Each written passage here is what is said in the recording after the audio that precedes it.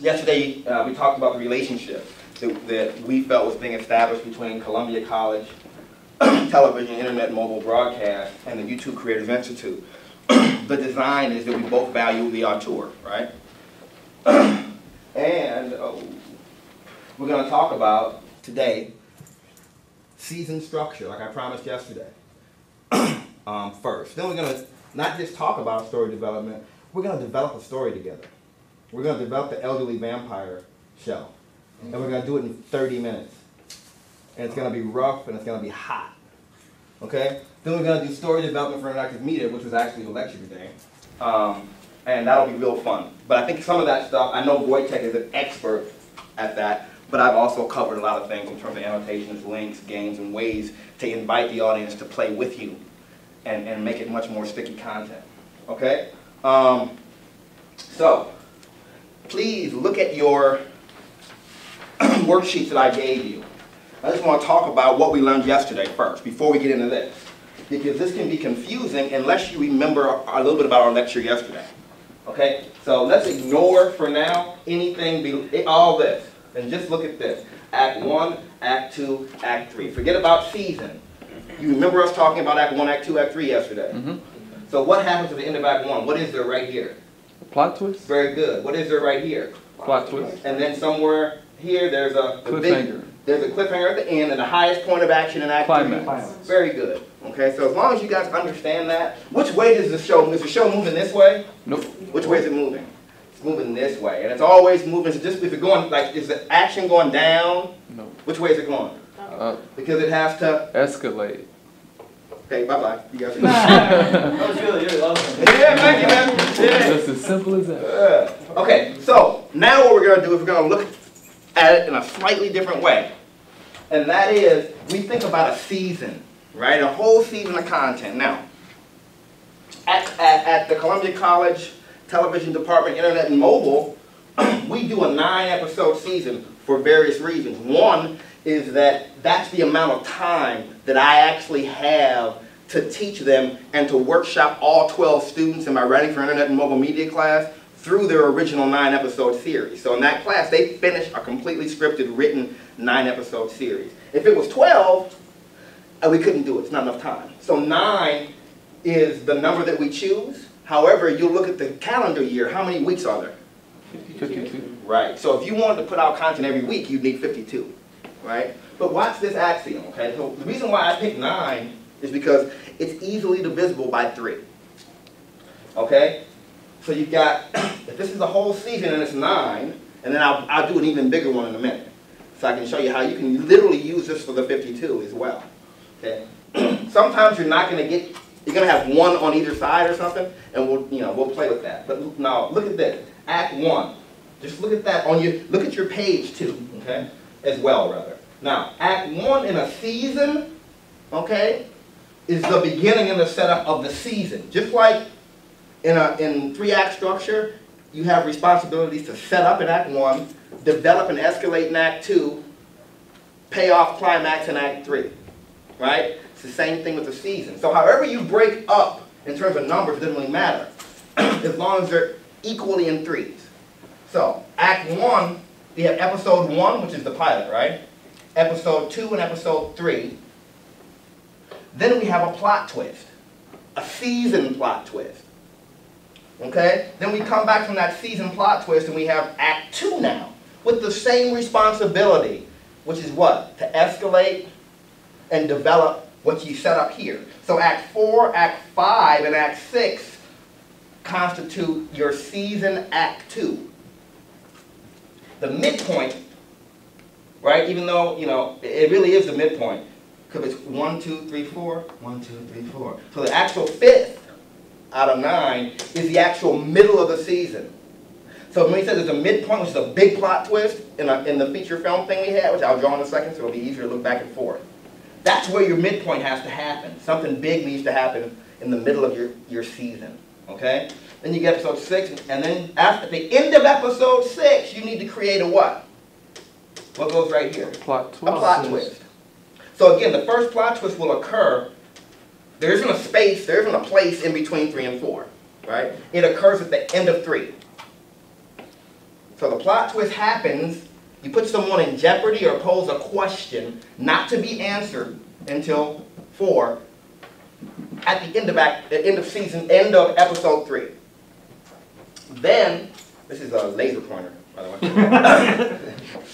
Then, episode 4, episode 5 is the midpoint, episode 6, what has to happen at the end of episode 6? Second plot twist occurs at the end of episode 6. Right? Episode 7, you're going to probably answer that, like whatever the question was, or if someone was hanging from a cliff, someone went and got them. Okay? In episode 7, right? Episode 8, and then episode 9 is the biggie. You need to have 2 really important things there. You need to have the climax of the season. So whatever your character started out wanting, I need to save the world, or I need to get the boy or the girl, right? They're not going to actually succeed completely at that, or be denied completely at that until here. And it's going to occur somewhere in a scene in episode 9 called your climax. So if it's a comedy, your climax is going to be the what? Funny part. Right. If it's sci-fi action movie, or action series, it's going to be what? Most intense part of your, within tone, within brand, sci-fi action, right? Okay, and then you're going to do a cliffhanger at the end. So what is that going to do? Create mystery. Next season, right, creates mystery. I love that. You guys are my guys. Okay, so yeah, you're going to create mystery and intrigue, right? And seduction, right? You're going to bring them back next season. They're going to, they're going to be sitting around all summer. You're going to be hitting little, or a month or 2 before you do your next season. You hit them with little pieces of content just to tease them a little bit, tease them a little bit. Next season, okay? Now, let's look at bigger numbers. So where did I get this from? There's no textbook that says this is right. You made it up. I made it up! Right, this morning while I was asleep. No. Having written in Hollywood on sitcom and sketch comedy, as well as developed our dramas in Hollywood with Universal, didn't get on the air, but we developed them. They bought the script. What I figured out was that all seasons, and anyone can tell you this, seasons have arcs. Seasons have character arcs, so a character will change. So write this down, arcs. Okay, season arcs, okay? A character arc, okay, arcs occur over time because they have to go through some things to change. We talked about that yesterday, right? A character has a need or want or desire, right? Yet there are obstacles in their way. Remember the brick wall, right? And they have to think differently, right? And then they have to take actions a little bit different than before to get around that obstacle. Then they hit another one, and it's even bigger. So as you, in life, guys, and when you hit a problem, right, a pretty major problem, which everyone here seems to be old enough to have had at least one, and you have to get around it or through it, or even grieve through it, whatever it is, by the time you get through that, you've changed a little bit, am I right? It's the same thing with the people. Remember, we don't create character, we create what? People. Right, even if they're cartoon bears, they're personified, and they attach to universal Human themes. That's Rocky over there. Okay, so we no. I have a feeling I'm sick of it. I wasn't talking to you. I know, I'm just saying. Oh, you sick of Rocky? Yeah. No one's sick of Rocky. No, because I live Rocky like rocks. East Nickel Art Museum, people just run up the stairs all day long. It's like the most... No, okay. It's like, oh my Note god. to self, no more Rocky references. Done. Okay, so character arc. Okay, how a character changes from the beginning of a season to the end. They start out here, they're not going to change 100% usually. We're not talking about something cartoonish. He was a villain, a horrible man, and by the end he's, giving to charity. Sometimes that happens, right? But rarely. What you really want to show, or you want to show how what they care about, the thing that they're trying to get, whatever it is. And this is kind of heavier for scripted than it is for unscripted, but I think it still applies. That by the end of your season, right, they have in some way changed. Now, hosts in shows sometimes don't change at all, or usually don't change at all. So this is more of a scripted kind of thought, but in an unscripted show, It has to progress. It can't be the same thing every single week in a different location, right? You have to advance the story. And what's the story in Unscripted? It's about the person, whoever's the host, their personality, the code of personality, and a relationship with who? That person. That person and the what now? The audience, especially if it's a vlog. So if you see the same person doing the same shtick every day and it never increases, nothing changes, it doesn't get better, it doesn't get more interesting, are you going to keep watching? So that's your arc, Unscripted people, is to mix it up, keep it interesting, and I would like you to think about, right, something bigger happening in the middle of your season. And the biggest show of the season that you're going to be talking about all season, wait till episode 9, we're gonna. Wait till episode 9, we're gonna. Annotations, links to auxiliary content, which we'll talk about later, which gets you to this. So we're looking forward to episode 9 in your Unscripted. Just as much as we're looking forward to episode 9 in your scripted to see how it turns out. You follow me? Okay, good. So over time, a character arc is how your character changes. They go through this, midpoint, oh my God, you know, I'm never gonna drive drunk again. Right? Whatever. So something big happens, but they're somehow different by the end. And then what do you have to do? Even though it's kind of the moment where you feel like they've come a distance and they've kind of gotten close to getting what they want, you have to give them another need, want, or desire right away. Something has to happen that implies that next season is going to be different and even more exciting than this season. And that's for everybody. You follow me? Mm-hmm. Okay, good. Relationship arcs. After hearing what a character arc is, who wants to tell me what a relationship arc is? Or take a stab at it, at least. Please. Ladies and sirs. This, yeah. The way like the dynamics between two characters change over a season or episode. Thank you. Quote unquote. Right. And you can have multiple relationship arcs, because there's multiple relationships. You can have, if there's 4 main characters, you know, there's 1, 2, 3, 4, 5, 6. 1, 2, 3, you know, so everyone has a relationship with everyone else. You know, but in internet and mobile, because you don't have a lot of time, you want to keep the number of characters small.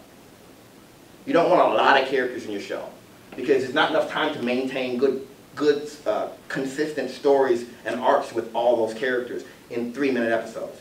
Okay? So you want to keep it to a minimal amount of characters, but it's how their relationship grows. And it's not just boy wants girl, boy meets girl, boy gets a date with girl, goes out with girl, girl has boyfriend. Plot twist, right? Okay? There ought to be, that boy ought to have a friend, or his mom, and the girl ought to have a friend. So that's like 5. So therefore, you don't keep us on what's called linear storytelling, which is not recommended, is when you own, this one character is in every, and this is mostly for scripted again, is in every single scene. And you never get to go and see other people's lives. We don't want that. We want to make sure that if we have more than just one core relationship, that we spend some, at least part of one of these episodes with the, what I like to call, you know, supporting character. You know, so you know how if you watch a really good film, you'll be with your hero, and then you'll go and hang out with the bad guy? And then you'll come back to the hero, and maybe you'll go and hang out with the hero and his daughter, because what happens then, you realize that this hero with the laser gun is also a daddy, right? So that's a subplot, right? So subplots, which we didn't really talk a lot about, which my movie man probably knows a little bit about, am I correct? Because so subplots also, so main plot, boy wants girl, boy gets girl. Subplot, boy is taking care of his younger sister without any parents. He's 20 and he's the guardian of his younger parents. So we're going to spend time with him trying to get the girl, but we also want to humanize him in another way. Right? So those relationship arcs will grow and change. And the only way anybody grows and changes is through struggle. Right? It's always about struggle of some sort, even comedic struggle. You know, when she took my pen the other day and wouldn't give it back, that's struggle. It's a very subtle struggle. It's not, you know, pointing guns and Freddie Ewing everybody. That's struggle, right? Okay. So remember though, your arcs begin in Act 1. You're setting up what needs to be changed. Right? So remember, as you're planning shows and series, again, especially scripted, you need to think about your characters in terms of what I call character deficit.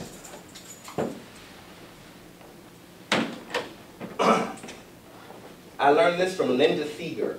Again, she has a book called Making a Good Script Great, which is really a 3-act structure film book. Awesome. I highly recommend it for anybody writing who's going to be a writer. And also creating characters, creating unforgettable characters by Linda Seeger. And what I learned from her years ago, reading that book and teaching from that book, is the idea of character deficit. So what that means is, remember we talked about when you're creating your characters, you go through a core personality, you're going through their life history, right? Well, in our story, the female character, let's call her Bonnie, right? You know, her parents never said, "I love you." And so she walks around, she carries that. She doesn't trust that word because she's never heard it, right? That's a deficit. So if we're going to create her male counterpart, Bobby and Bobby, horrible names, never do that. Never do that, it's just horrible. I'm doing it for fun.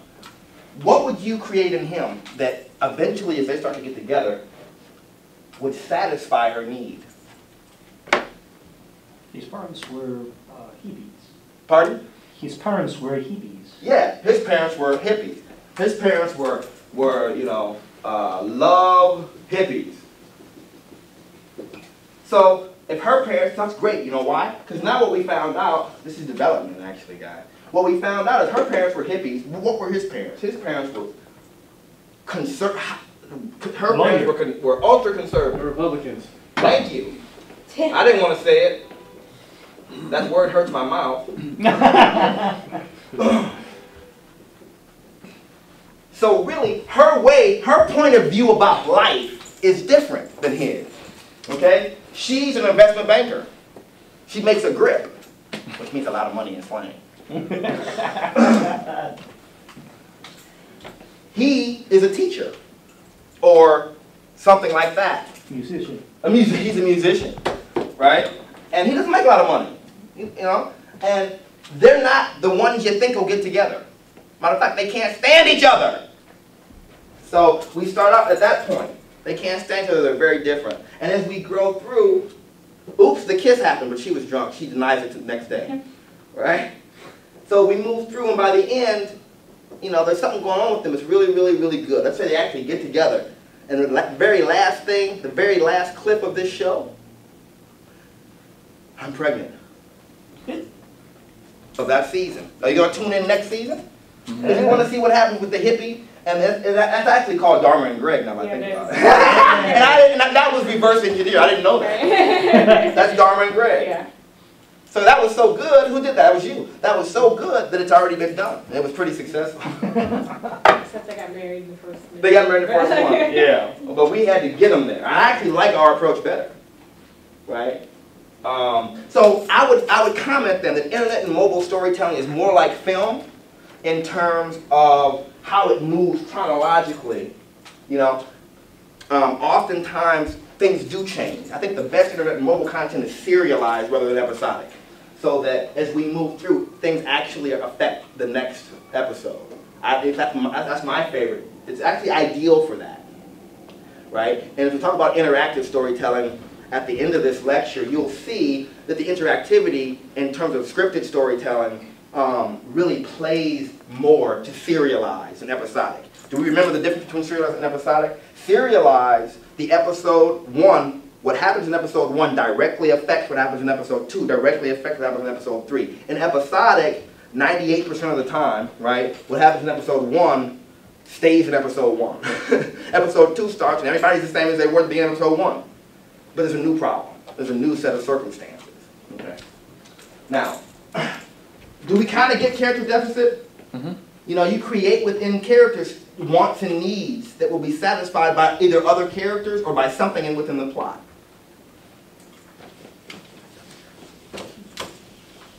Now, let's go back to our, you know, you guys are probably thinking, what's up with the number 3? Well, if you go to Google and you Google a rule of 3, there's about 1 million things in writing that have to do with the number 3, and they make sense. I don't know why. I imagine it's because of beginning, middle, and end. But literally, like in jokes, you know, if you're going to do a joke, this is totally off topic. If you're going to do a joke, right, and I don't like to teach people how to write jokes because I don't think that you can. I think, again, it comes out of whatever character you're writing. But if you're writing a joke and you have a list in the joke, like, you know what, man, I'm just not going to be funny, by the way, because I haven't memorized a good joke, but it would be like, you know what, man, I can't stand working here. I mean, the boss is mean, the food sucks, and then the third thing would be the funny. So it's the third thing in the list that pays.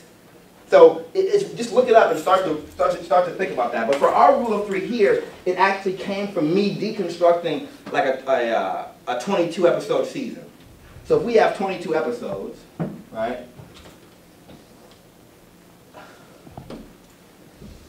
Wait a minute. Yeah. So this is the Act 1 season. This will be Act 2. And this will be Act 3. We got to get to 22. Which isn't divisible by 3. But what is? 21. So you have pilot. 7, 7, 7. You see what I mean? So wherever there's a dangling one, the pilot can stand independent, because the pilot really has a unique set of circumstances and responsibility. What responsibilities does a pilot have that other episodes don't have to have the responsibility of doing? Introducing the characters. Introducing everything. So, for instance, like I always say, if you're doing 3-minute episodes, your pilot can be 4 minutes, right? If you're doing 2-minute episodes, your pilot can be 3. And in a way, it's not consistent, but really what it does, it gives you enough time to actually adequately introduce the situation, which is the character relationships, the central conflict, why you should watch, and then cliff the end of the episode. It's going to take more than your normal 3 pages. Everybody follow me so far? Okay. So really, if you look at this, it's so simple. Don't make it complicated. If you had 52, I did the other day, it's a lot of freaking episodes. It really is a lot. I don't remember the numbers, how they broke down. But it was something like 17, 17, and 17 or something like that. I'm not good at math, right? And then what I literally had to do is break each 17 into 3. And the reason why is you want a beginning, middle, end. Boom, plot twist. Beginning, middle, end. Boom, plot twist. So you can do 120 episodes, but you have to see them in the big 3. What's that? 180. 612, 612 or 18, right? Oh my God, that's too much to manage. And really it is. Unless you figure it out where this part of the season, I want to name it. So Act 1 is the escape. Act 2 is return to Earth. I'm just making this up.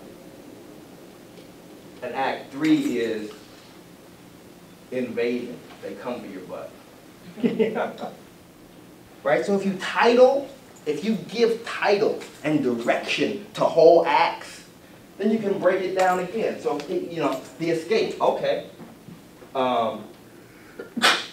Aaron gets the key. Next, Aaron recruits, 3 aliens.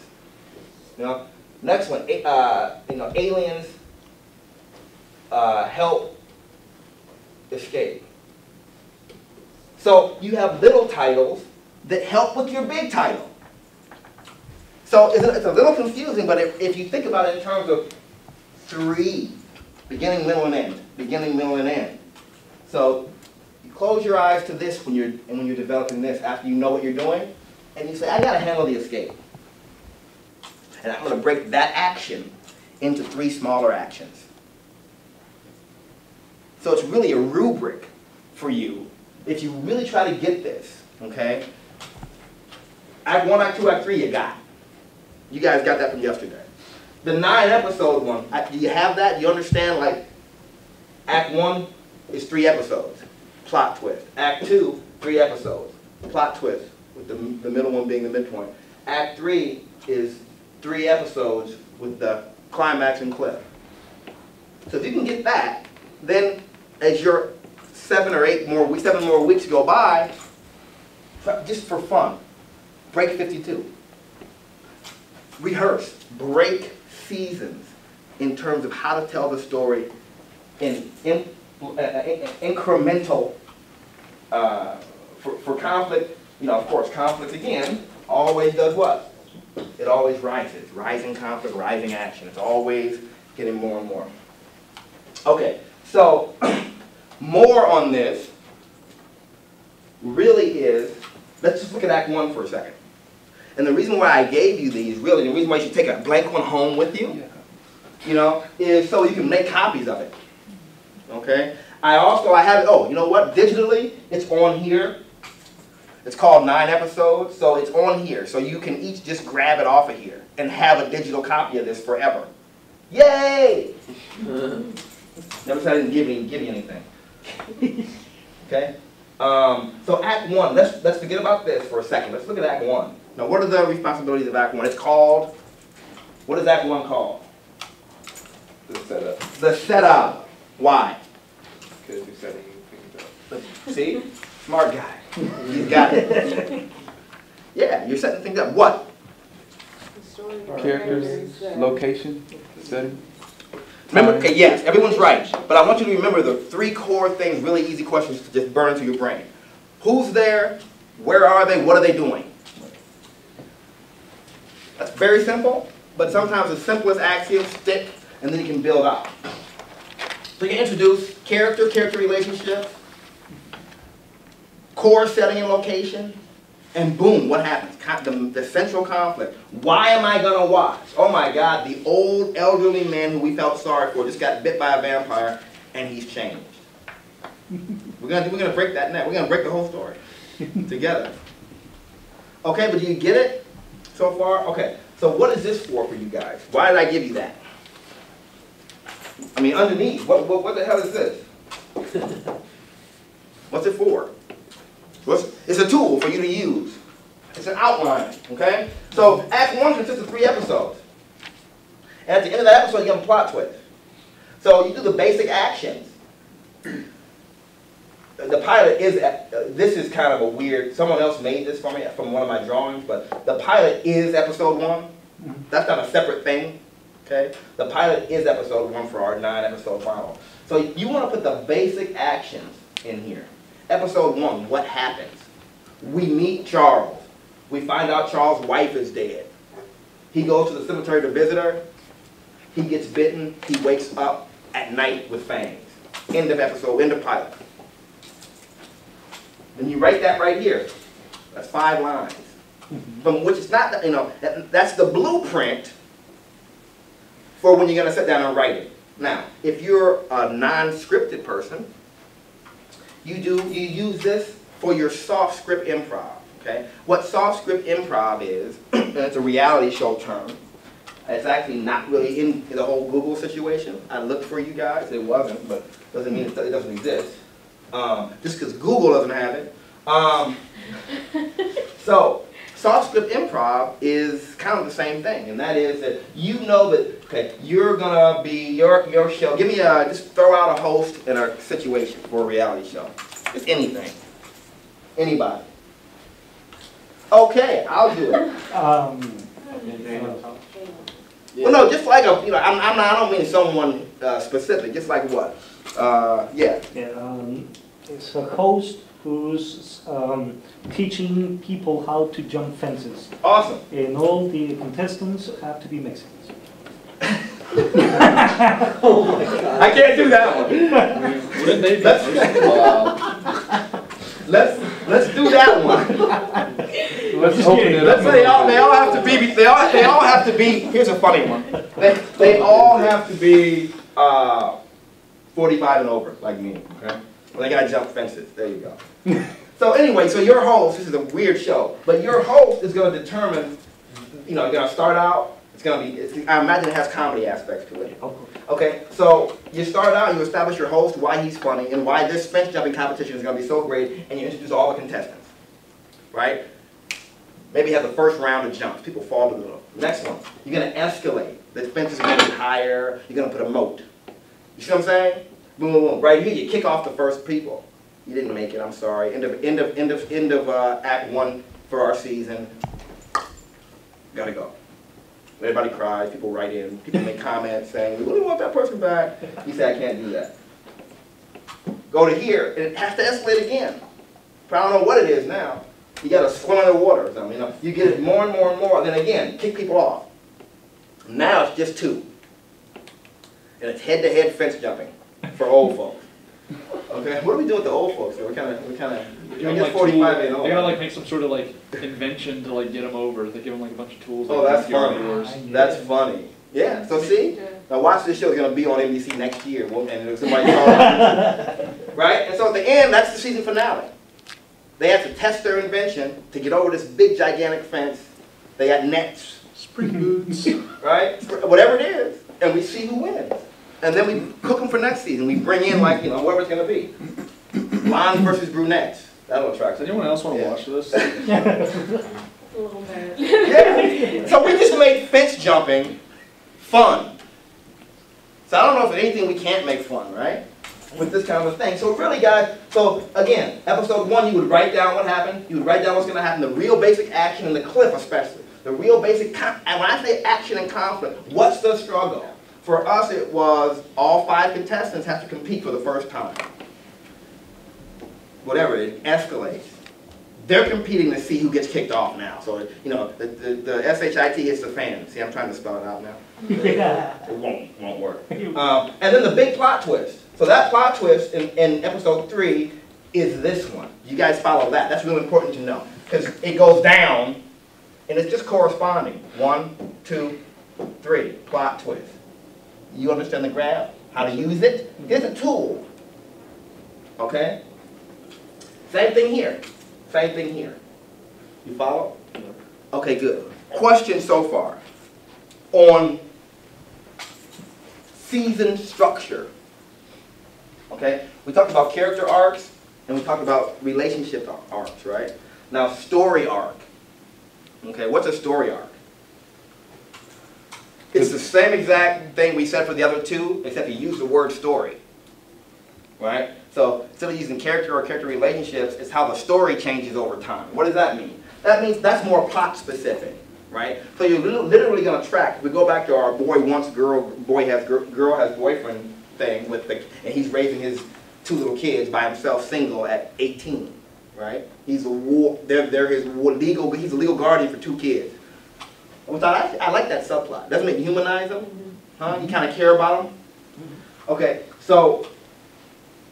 You want to be able to tell that story, but then so how does the story change over time? We'll see how the characters change, we'll see how the relationships change, and that should indicate the story arc.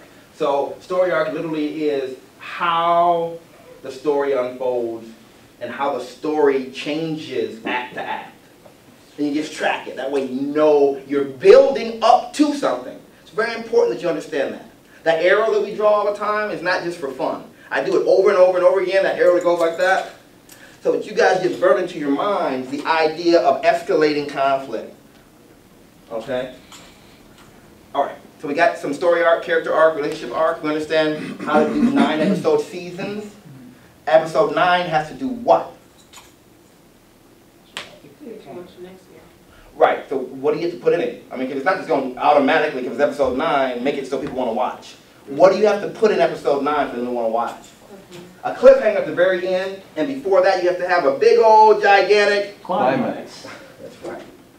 And then smoke a cigarette. No. All right. I had to do it at least once. In every class I did it at least once. Okay, so you guys are pretty good with this structure. You have, again, you can have the digital copy of this, and both of my presentations are available to you on this computer from Senor Wojtek. Yes. What a boss. Okay, so let's see, what the heck was I thinking? Oh, yeah. Okay, so a little bit of shameless publicity. But the reason why I did this is because Fathom, which is the production company, website, sci-fi, supernatural that I'm a principal in, we do vampire stuff, right? We love vampires, okay? So what I did last night is I pitched my creative partner our idea.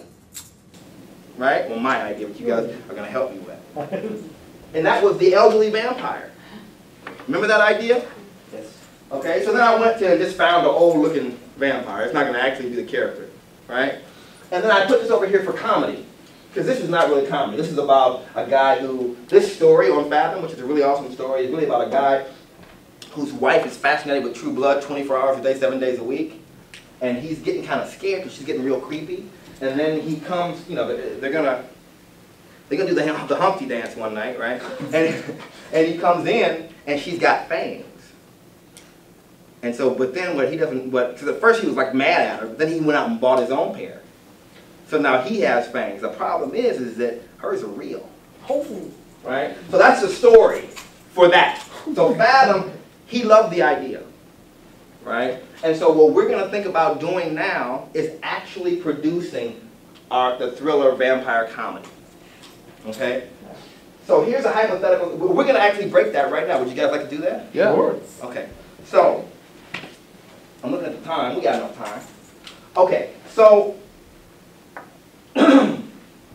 let's just talk a little bit about that pitch from yesterday. Right? What did we talk about?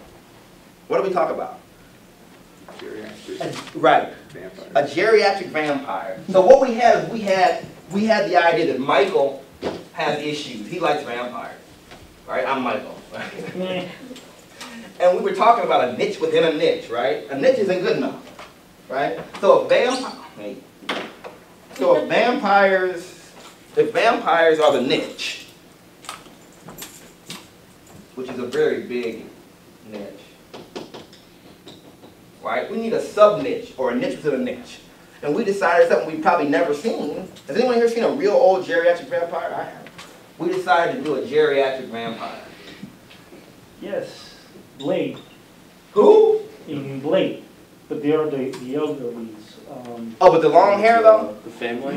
Yeah, no, the family, right. Italians. On Blade. In, Oh, never saw it, that particular thing, but we're going to do it a different way. The Yeah. Blade is not a comedy. Okay, so we talk about a geriatric vampire. So that's really comic, but I didn't want to go completely comic. I want it to be a comedic horror comedy. I want it to be scary as shit and funny as shit. You think that's possible? Yes. Yeah. Anyone ever see Shaun of the Dead? Yes. Yeah.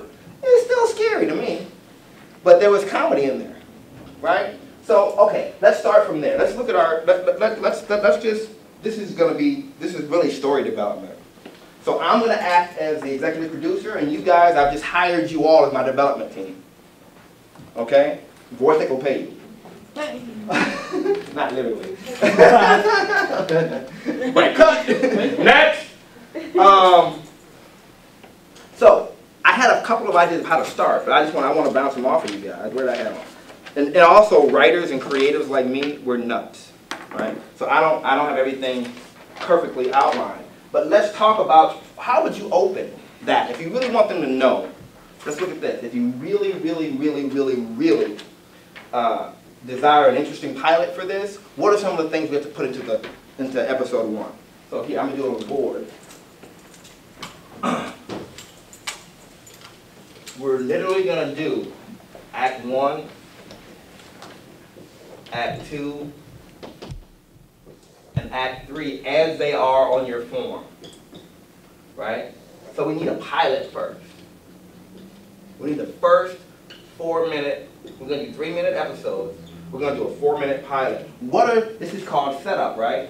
This whole act is setup, but the pilot especially, right? So let's just say I did a little bit of backstory already. I'm going to tell you what the backstory is, okay? This guy only looks like this. There's be much better special effects when we do it. Much better makeup. When he's actually like getting ready to attack someone, right? So if you see him after night when he first wakes up out of his shit, he doesn't look quite that scary, right? And when we meet him at first, he's just an old man. Here's his crisis point. Remember we talked about a crisis point? Mm-hmm. His wife, who was kind of senile, right, left one day and never came back, right? They didn't find her. They assumed she was dead. They buried an empty casket. So automatically, what is that? Do you feel kind of sorry for him? Yes. Right? Now, let's not make us feel so sorry for him we can't laugh in the pilot, though. So we have to make him look a certain way. He needs to look funny as shit. Right? He needs to not be someone you just feel sorry for. So you give him mannerisms and actions, a style of dress.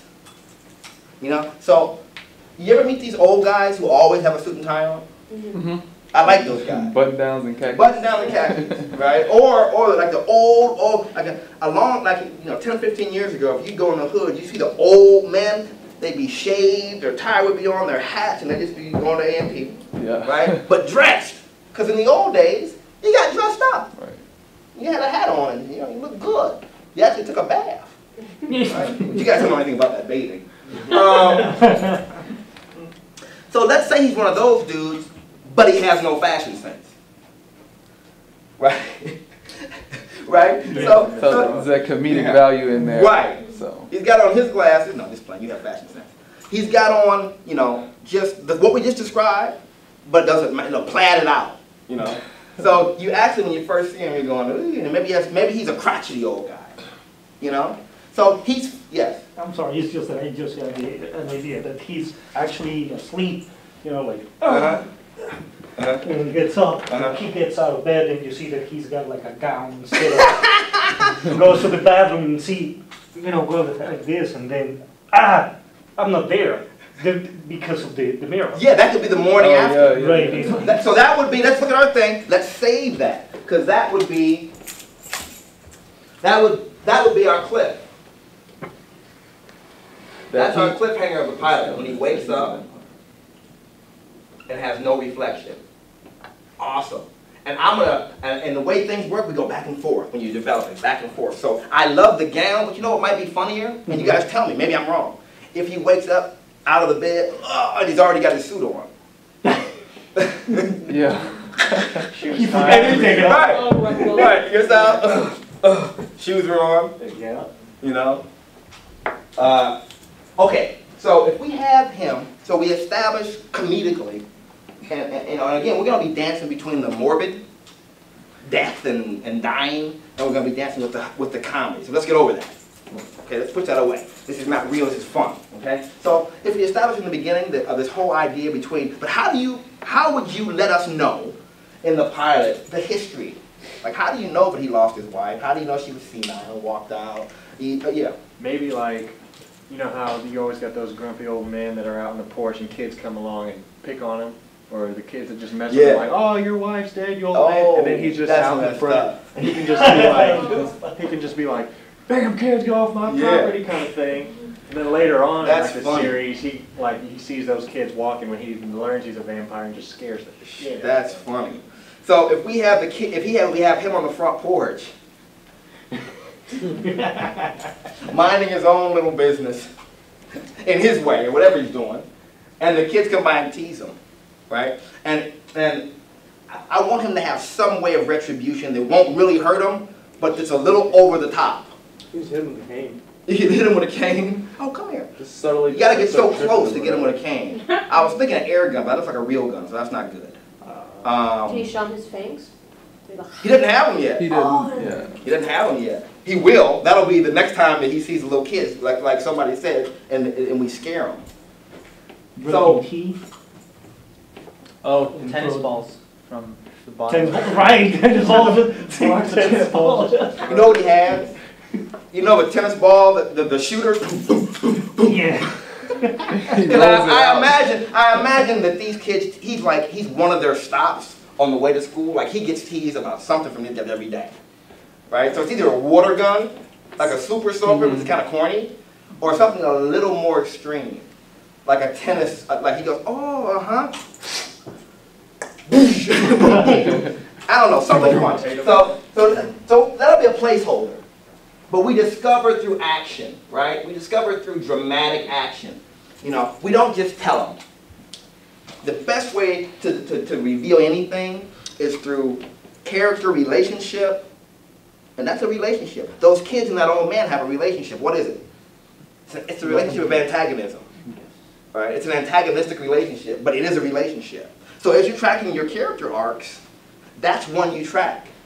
Because what will be great is that somewhere along the line, you know, either these little kids get suspicious and they're the ones who try to out him as a vampire, right? Or they think it's really cool if the old man's a vampire, and they like they YouTube him, Oh yeah. and then, and then they threaten him. Like, okay, we got this, The footage. the footage, right? And we've uploaded it, and we're gonna let all our friends and subscribers know about you, unless you. And then they gotta buy candy for him, you know, they gotta do all this. And then, you know, will he eat the kids? That's gonna be one of our big questions. That's one of our mysteries.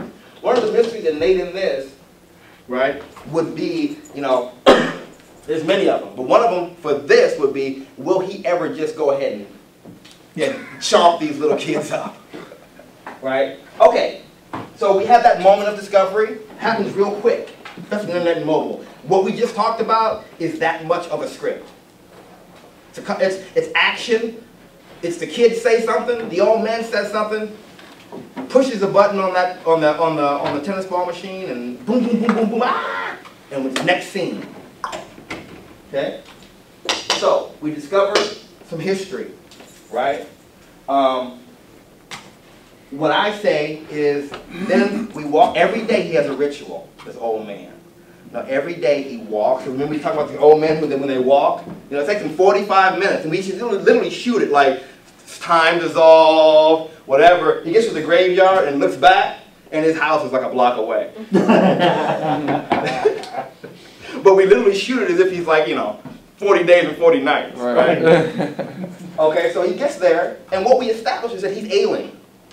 He doesn't have long, right? And in that way, it makes what's about to happen to him okay, in a way. Because, you know, the whole idea about vampires is that, I think it would suck. But the whole kind of mind trip that we do on ourselves, that might be kind of cool, right? A little bit, that might be kind of cool to be able to be a vampire, but not really. So let's say he takes his walk and he gets there at dusk as usual, and he gets his little picnic basket out. He went a little bit later because the kids were bothering him. And it's starting to turn what? Dark. Starting to turn dark. So he's sitting there and he's talking to his wife who's not in the coffin, right? Because we established somehow that she ran away. She was senile. She wandered out and never came back. He's sitting there talking to her, and he said, I wish I was with you. Turns around, and who's standing there? She is. She is. And what is she? Vampire. Right? He wakes up though at home in the crib.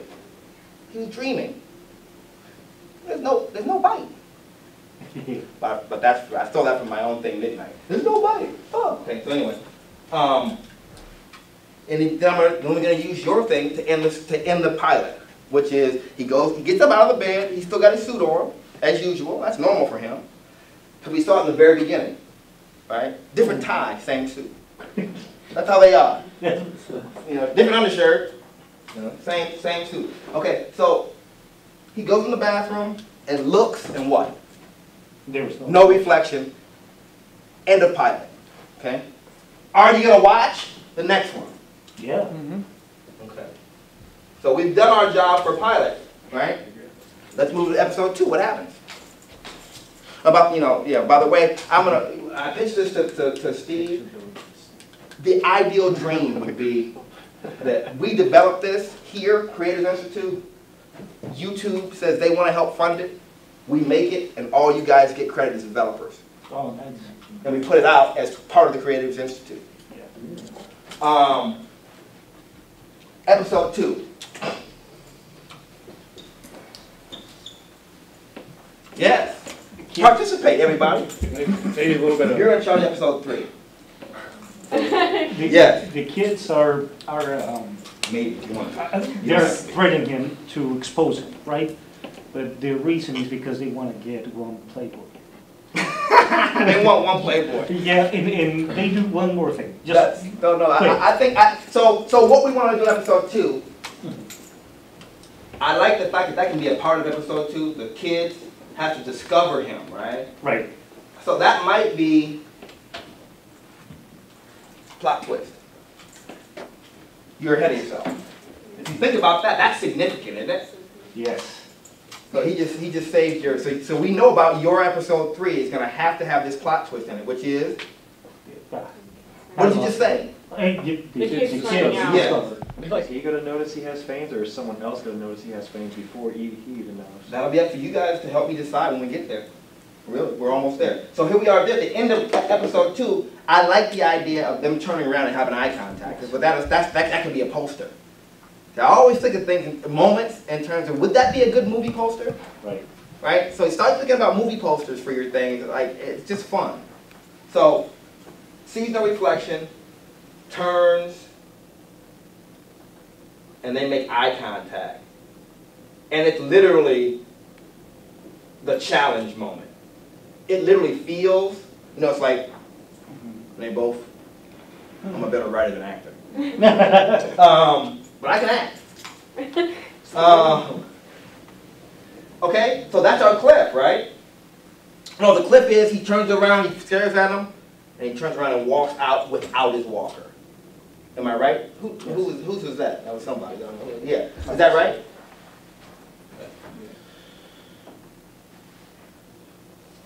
Cliff.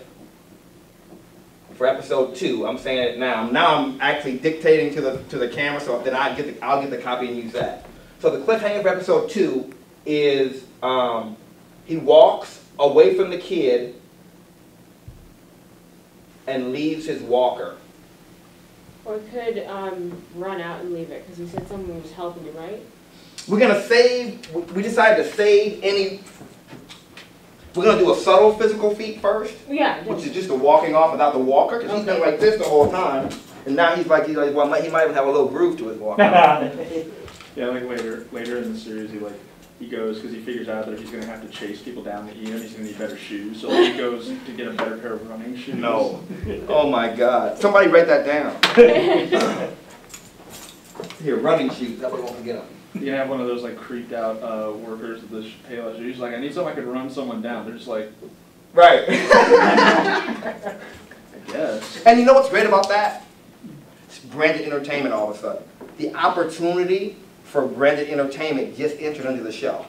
Because now we go to gym shoe companies and we say, he needs the coolest pair of gym shoes ever because he's 96 years old and he runs, a minute mile.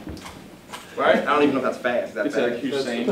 That's really fast. It's like impossible? Yeah. Okay, good. So he runs a minute mile. Right? So we're going to be showing your shoes all the time. Right? Don't you want to invest? Right? Can help you hunt down a human to eat. Right. Well, yeah, but I think what they would say would be, even if you're 97, these shoes will help you run. Because we're not going to play him as someone who you wouldn't want to be associated with. So that's the trick with branded. You have to make sure that whatever you're doing, people, don't go, ooh, he's wearing those shoes? Ooh. So that would be the balance. And that would be if we didn't get the deal from a gym shoe company, right? Because my partner is from FCB Draft, so he's an advertising guy, right? So he knows all the brands. So he can go in and have a talk with Nike, right? And they might say, I don't know, because he's a vampire, he's old, it's kind of yucky, I don't know. Or they might say, awesome, but change this, this, this, this. And then the decision has to be made, integrity or paycheck. I'm not going to answer that question for you. That's something you decide. If baby needs new shoes, that might lean you one direction, okay? Great clip, great clip. So episode 3 starts how? And the way to always think how to begin something is 2 ways. What just happened and where I want to get to the end of the episode. We want to get to him showing his fangs and the kid filming it. Maybe his friend from Walmart sees he leaves the walker and brings it to his house. Excellent. Perfect. Walmart, episode 3 opens with Walmart greeter brings Walker to, let's call it, what's his name, Ned? What's his name? Is that too corny? Is he bringing it the next day? You're right. No, after he gets off work that night. Okay. Because you're right, he couldn't. Or if he did... Well, if he did, all the shutters would be closed. Right. And he'd be like, why is it so dark in here? It's like, Or he'd be in the basement. Yeah. Right. It's too hot upstairs. I'm in the basement. Right, it's too hot upstairs. I can't, every time I go upstairs I get hot. That would be funny as hell. Every time I go upstairs I just start sweating and I feel like I'm going to burn up. Because the sun is up. Why are you sunburned? Right. Why do you have a tan? He's like, my color, right? I don't know. Something weird's happening. But no, that's the moment in which the friend and him have to start thinking about what's going on with you. There's something going on with you. Right? And meanwhile, it's his best friend, and they've hung out together, and every time his friend walks by him, the dude's seeing his juggler, right? His friend, right? So it's like, now, what's the jeopardy? His friend. Can't eat my friend. So what's the question of this episode? Will he eat his friend? Every episode has a question. We can actually go back and figure out the questions, but we don't have time, because I have to get you through something else. We're going to get through this friggin' thing now. Okay? So now, because you guys are great, I mean, really, you're developing a series right now, live, on YouTube. Okay, so here we go. Brings a Walker in the basement, right? The comedy comes from the conflict of it's daytime. And, you know, he gets hot. I'm just too hot upstairs. Every time I go upstairs, I don't know. You know, it's funny, right? And as his friend is there, he can hear his heartbeat. He can hear his blood flowing through his veins. Let's go get something to eat, is what his friend says. Like, I was just thinking that. And here's how we end it. They're in the basement. His friend's looking out the window. He walks up behind us, but he just can't help it. Now we see that. Oh, yeah, that'd be tight. He comes up to his friend from behind to bite him, and who's in the window with the camera? The kid. Okay. End of scene. Because we don't know if he ate him or not. We don't know. So, Oh, can I put out a suggestion? please do. Instead of like the kid like seeing him in the window, like he looks to maybe like a darker corner of the basement and he sees his wife going like that. Ooh, that's scary. Yeah. I say let's save that. You know what that is? The next contact with wifey, you know what that is? That's either the beginning of Act 1 or it's the midpoint. I think you just came up with our midpoint. Okay, so we just finished here, and we ended with what? We ended with you know, the whole scene, the conflict, the major thing is, will he eat his friend? And we have to like the friend. The friend is a funny old man. The friend is the old guy you wish you could hang out with. A little bit, right? So we don't really, we want to value him. So just between you and me, he's not going to eat him. He has to have somebody to bounce his shit off of. For us, for the writers and developers that you guys are, right? So, boom. End of Act 3, end of Episode 3, our big plot twist is that, what's new? What just happened? We learned 3 things. Right? We learned that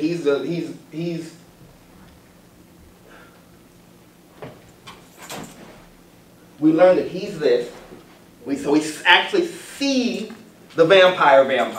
So now we know that it's not just fun and games. Because he needs to look, to me, that's too comedic. I actually want the guy to look like an old creepy ass vampire coming to get you. And, you know, again, I would be gone instantly. Okay?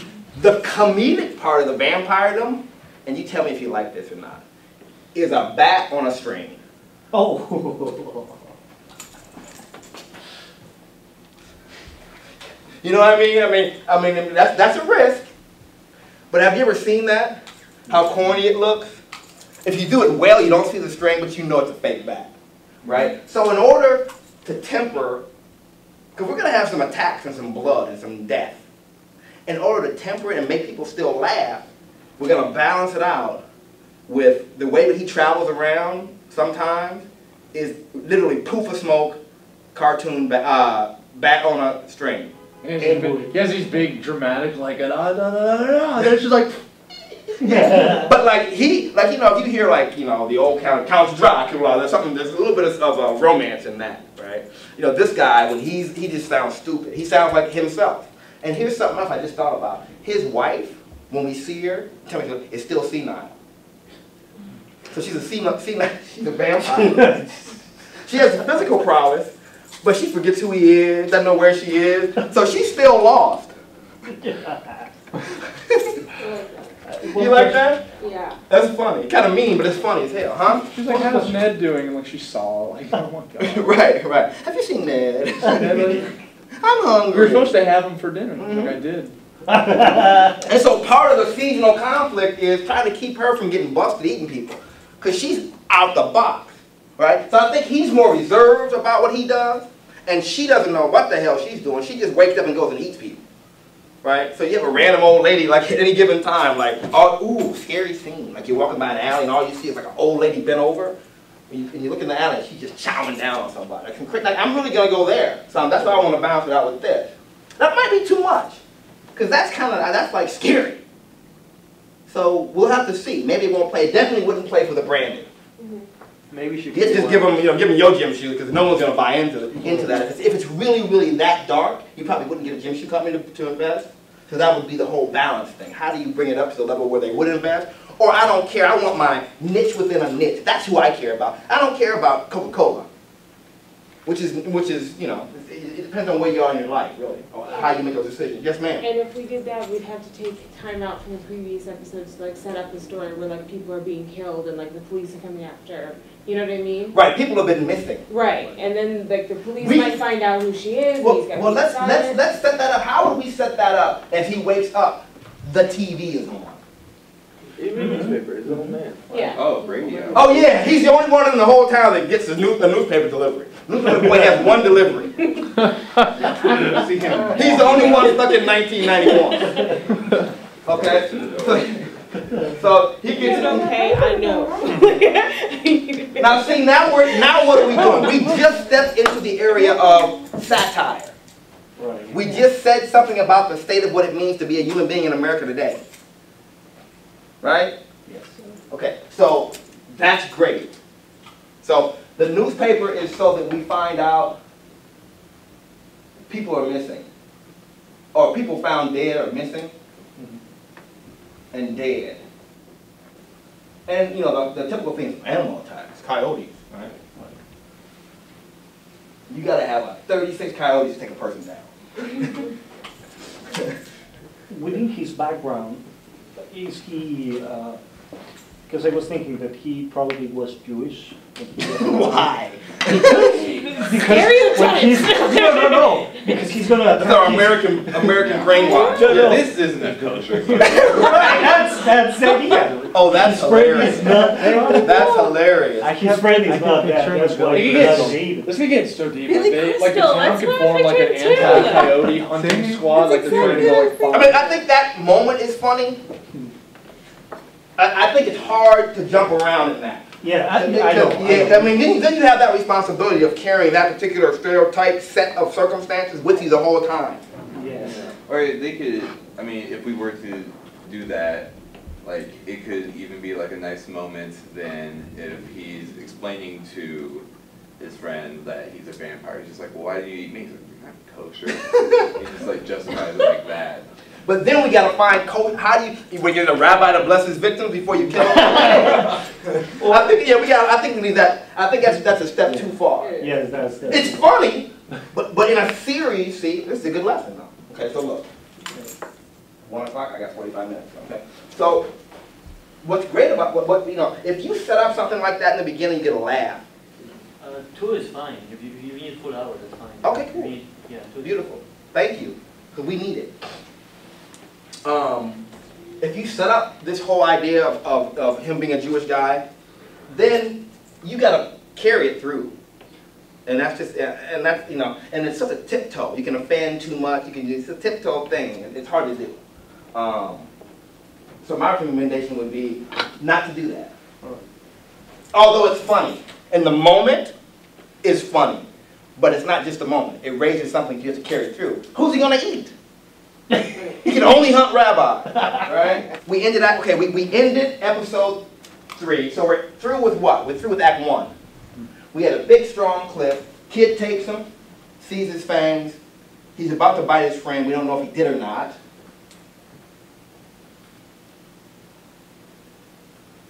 And again, you know in Home Alone, whenever Macaulay Culkin would make eye contact with one of the criminals, you get that moment of like, it's you and me, buddy. Right. So that's the relationship with the kids you created. You Excuse me, I just made a nice belt. It might be on the tape. Okay. Greeter. Such a funny thing. He's the greeter in Walmart. Oh, jeez. Okay. So we got a great first act. What's good about that? Is it it's a great first act? What's bad about that? You have to keep it going. You gotta, not only have to keep it going, you have to escalate it. Yeah. Okay? So let's move on to Act 2. Start thinking right now, what just happened? What did we just see? At the end of episode 3. It just showed his fangs. Right. So think about that and think about what do we need to, and then you don't have to go back to that right away. I mean, that's the moment. It could really be the next day or the next night or whatever it is. And what don't we know? What were we left wondering about? If his friend got eaten or not. If his friend got eaten or not. If the kid actually has tape of him. If the kid actually has tape of him. And our assumption would be, unless we're really thinking while we're watching, oh my God, he got him on tape. Right? So, we begin Act 2, ladies and gents. Episode 4. So the general rule is that in the next episode, you need to pay off some of the questions you posed or people you put in jeopardy. So what would have been the plot twist? The plot twist is new information and new conflict, which is new information is little kid may have a tape. New information is he may have bitten his friend, and he's that. That's all new. Right, okay. Okay? So now we're in episode 4, and we know that. But we don't know if he bit his friend. We don't know if the guy has him on tape. And we don't know if he wouldn't get, he could, I mean, you think about vampires that are going to look the way we want them to look. He could have gone through that window and got the kid, too. So how do we make people laugh now? I think we scared them at the end of episode 3. He's going like this, and he turns into the Cartoon bat? Yeah, in the Because we haven't introduced the cartoon bat at all yet. Yeah. How? I think we Maybe should the friend has introduce a slowly, and that's cross-reference kind of a big one. Yeah. That is a big If we're one. gonna go with that. So 5 is going to be our midpoint. Remember that. And what was the midpoint? Seeing his wife. See his wife on the Yeah. White. Okay. So remember, it's good to know your midpoint. And when we get done with this, we got to figure out what this second plot twist is in episode 6. So if we look at it in terms of movement, again, we move this away, right? So we're fun, yay! We're right here, and we're moving towards our midpoint, which Are is we white. going to introduce the physical abilities rising through these 3? Yes. So it would be a good place to start those, but that's not. I mean, I don't think that's really could be the. We don't want to just focus on that. Right. I think it's always a rip-off. Oh, we do a montage of him becoming a vampire for 3 episodes. And then, By sort of the end of the third act, I feel like there needs to be some sort of like really escalated like third party that's involved. Like either it's some sort of like secret, top secret, like we've been hunting like vampires across the U.S. that are coming here because they suspect that that's kind of what's going on, or they form like a coyote hunting squad. But if you're going to do that in the third act, it needs to start now. Like some weird people need to start showing up to town that are like asking a bunch of weird questions. So my solve for that would be to take the need and solve it a slightly different way. I think it's a good need. So that by the end, the actual next season will be about them coming after him. But I say we keep it local. Because I think this town he lives in, wherever it is, maybe Idaho, or somewhere. I mean, I've never been to Idaho, so I'm just making fun of Idaho. If you're from Idaho, I'm sorry. No, I'm not. What? People who live there. But I think that the way to solve that would be the little boy, who we need to do more of him. So we really probably we need to have him. He's gonna need to tell somebody. Or try to. Right, and they're not gonna believe him.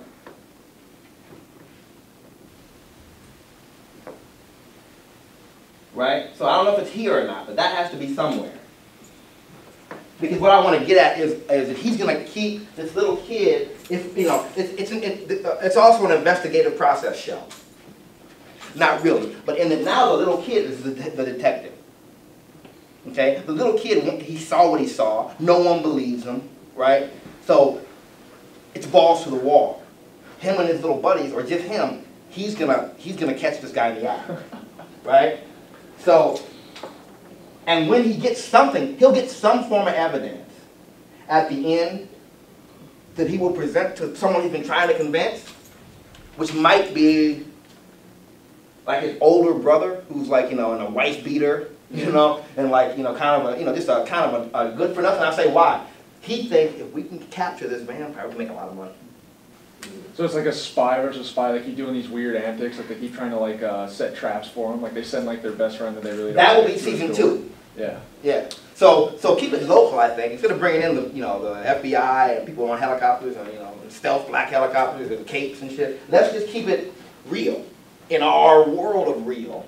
What if he he accidentally bites his friend, like he trips on the stairs or falls asleep in the middle of walking up the stairs and just like sinks his teeth into him? So it's fun. It's a good beat. Here's the question: do we want?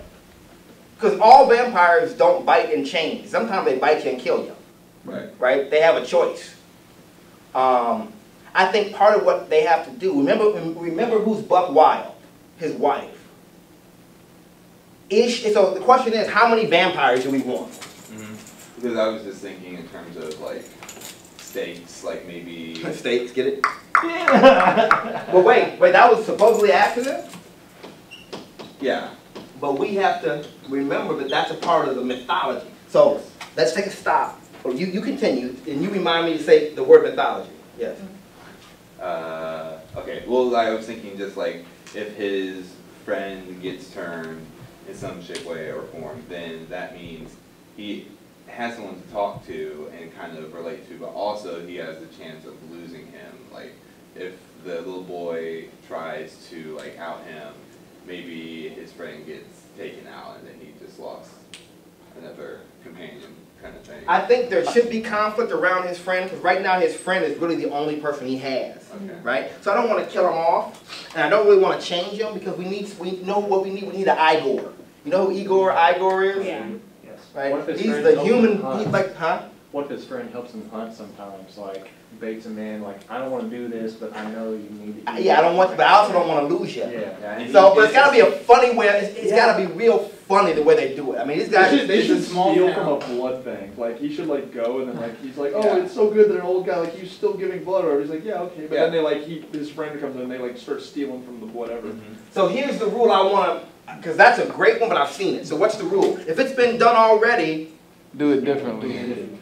How about they have because I'm assuming this is like a small town. yes, that's my assumption too. And so, like the old guy or his friend knows, like everyone in Walmart, because he's a greeter, so he just like starts giving him codes in the parking lot, just like all the people who just like, yeah, these hooligans Right, it's are not like- doing anything with their life, kind of thing. Right. Yeah.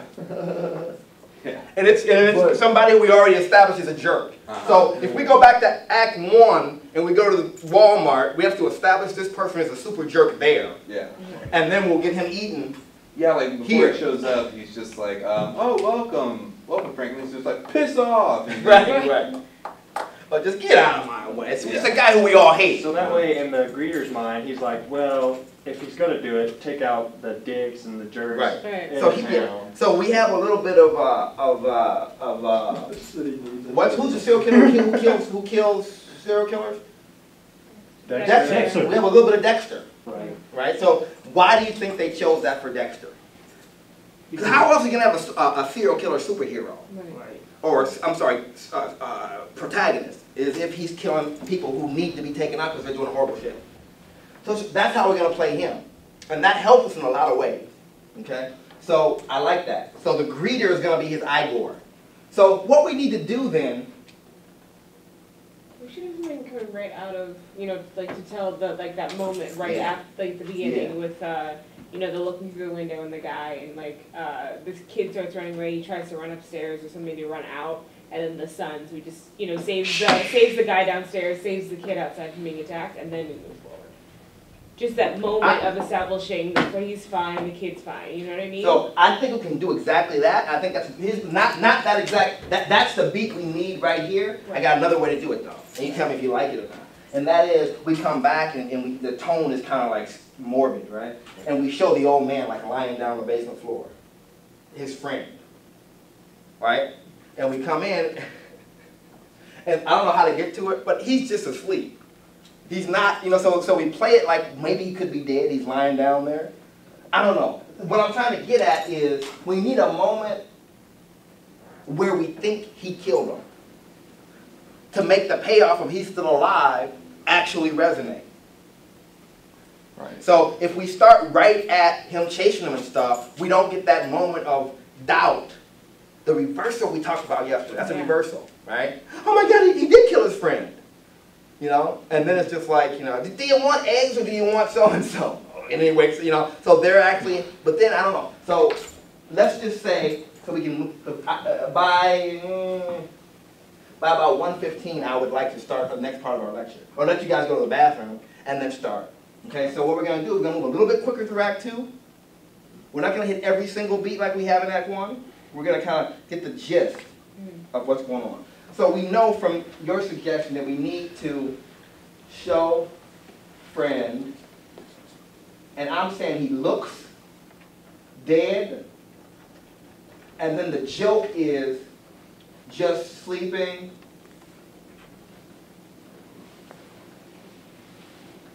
And then what we have to do is I would cut to the kid.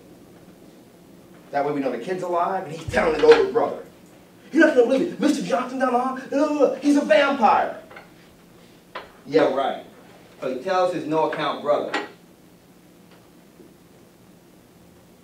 And really, the no-account brother should drive by in Act 1. We should just see him drive by with, like crazy music playing and just being a jerk. We're drinking in the car. So we know that his older brother is just a dirtbag as well. Okay?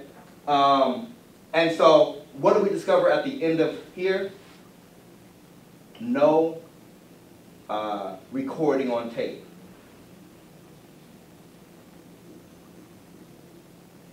That could be end of episode 4, am I correct? He said, I got it on tape. Let's watch it. Boom. Right? And what would we see though? We would actually see him filming in there. We would see his friend walk to the thing. Just wait. And all we see, then we have to decide what we see. We see the friend sitting here, looking, and then we just see the camera like shake and fall. Like he's back, because the kid's backing up. Because that's when the kid saw him come at him. No vampire. Right? So kid has mud in his eye. Whatever you want to call that. Episode 5, we get into the wife. Now let's get back to our central character. Okay? What's he going through? Does he know what he is? He's going to have to. How would he find out what he is? His wife? His wife, that's the easy way. And that's the way it's going to have to be. But we got 3 minutes in the episode. Within an episode, we have beginning, middle, and end. Right? Middle or end is the actual wife. What are we going to do for the other time? Could he be like reading like Twilight really embarrassingly? Like that? Like doing research but at the worst outlets ever? Perfect. He's watching, reading, or was he watching or reading Twilight? He's watching Twilight in black and white on this like big ass TV. We might have to have him reading, just so, I don't know if we can actually show clips of Twilight without paying for it. We don't want to do that, but somehow he's got Twilight. So it's like the worst research ever. Because what's that going to tell him? This is it. You just got to it. It's going to tell him what's wrong with Twilight. It's not real. They don't sparkle. What can they do? They can go out in the daytime. Oh, yeah. See, I got a tone. You guys like, what's wrong with him? They can go out in the daytime. That's why I don't like Twilight. They sparkle. They're nice vampires. What if he's watching a documentary on YouTube about vampires? Or what if you just make like just a really good branding pitch? So he's looking, reading Twilight, and he watches Midnight Monologues on YouTube. Very good. Full plug. Too many But sponsorships. one of the things we're going to learn in a few minutes is that one of the things you guys can start doing, and I learned this from Voitech, that YouTube is about collaboration, not competition. Right. So one of the things you want to do is you want to always recommend and send people to other YouTube people. So here we are with Midnight. Or some kind of vamp content on YouTube. Like being But the human. Twilight should be what he gets. This is going to happen. He looks, he goes, we can go outside. Right? And he just walks through the door. He opens the door, and that's when the wife, because the sunlight just goes, and you see like this, the tip of his nose starts to smoke. And that's when you hear Ned. Then, have you seen Ned? So she's still senile. So we get the door, we get from Twilight, can go out in sun, opens door, the very tip of his nose starts to burn. Is that funny or not? Yeah. And then wife. Ned! And he turns around, and she's there, full fangs, this version of her. Have you seen Ned? He used to live here. So we established two things at once for our midpoint.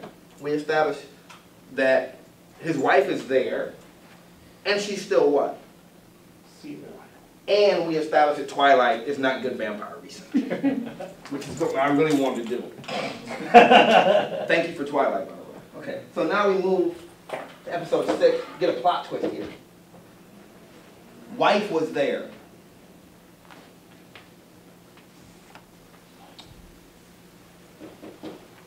Episode 6. So here's what we're going to do. In order to really start thinking about episode 6, we need to do something. Remember, you go backwards and see where you were, and you do what? Go forward to see where you're going. You go forward to see where you're going.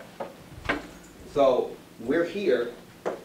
We're going to the plot twist. Let's find out what the plot twist is first, so we know what we want to build to. Okay? So the second plot twist has a unique responsibility, which is that you kind of know what the climax is. So we kind of have to start thinking about what do we want to happen at the end. Did we already say what the end was? Did someone already have an ending? No, we don't. Can we make his, like, I mean, not to criminalize his wife, but he needs to connect his wife to, like, the other newspaper. Oh, yes. At some point. So that's, I love the flash.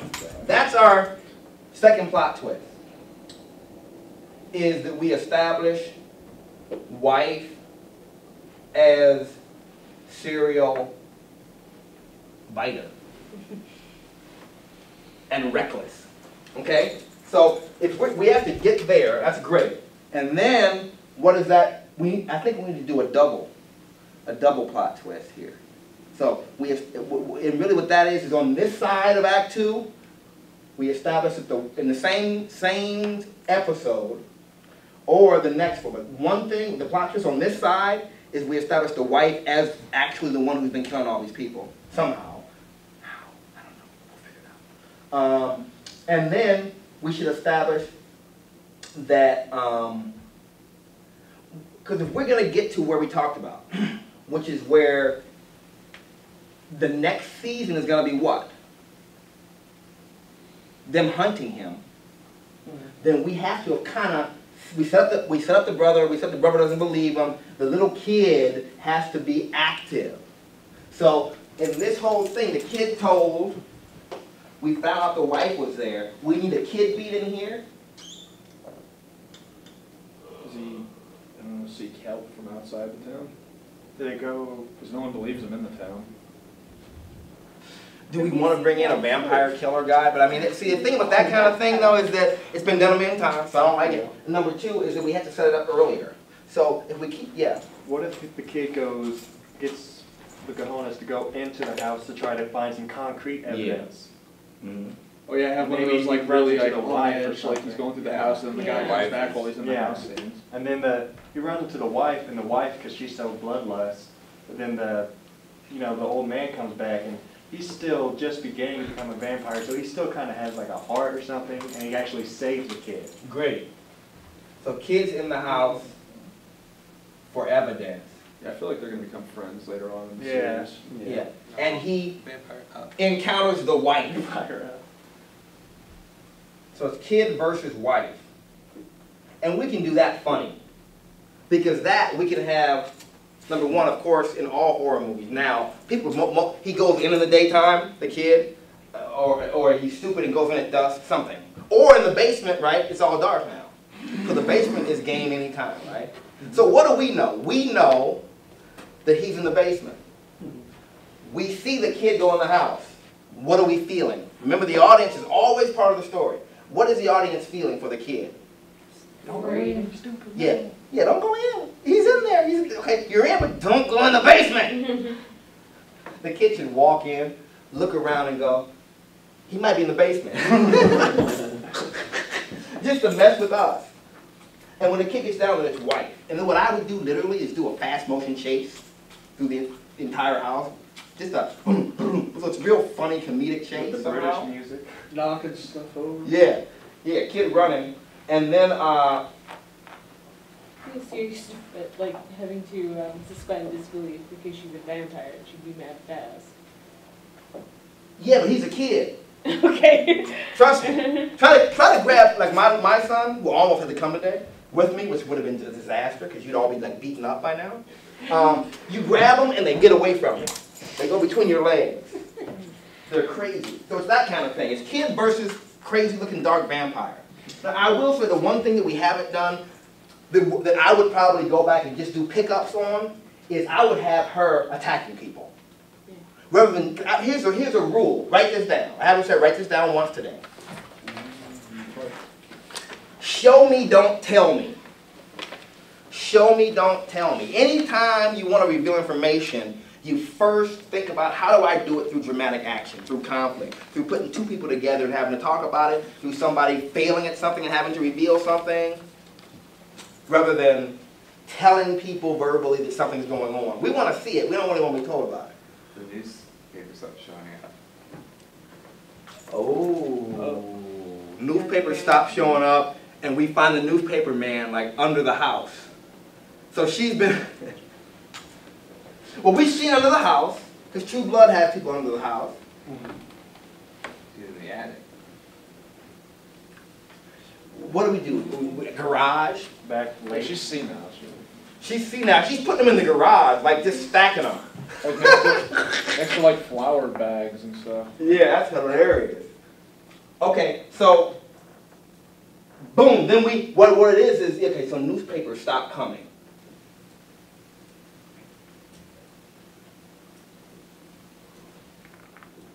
And we'll figure out how to visually show that. Because remember, he doesn't come in the daytime, newspapers come in the morning, but we can figure it out. We'll figure it out, right? But we know what happens here is that chase scene, she gets the boy, and when she gets the boy, Ned interacts and stops it. But here's where, this is it. That scene is chase, chase, chase, garage, dead bodies everywhere. Or a funny version of that, huh?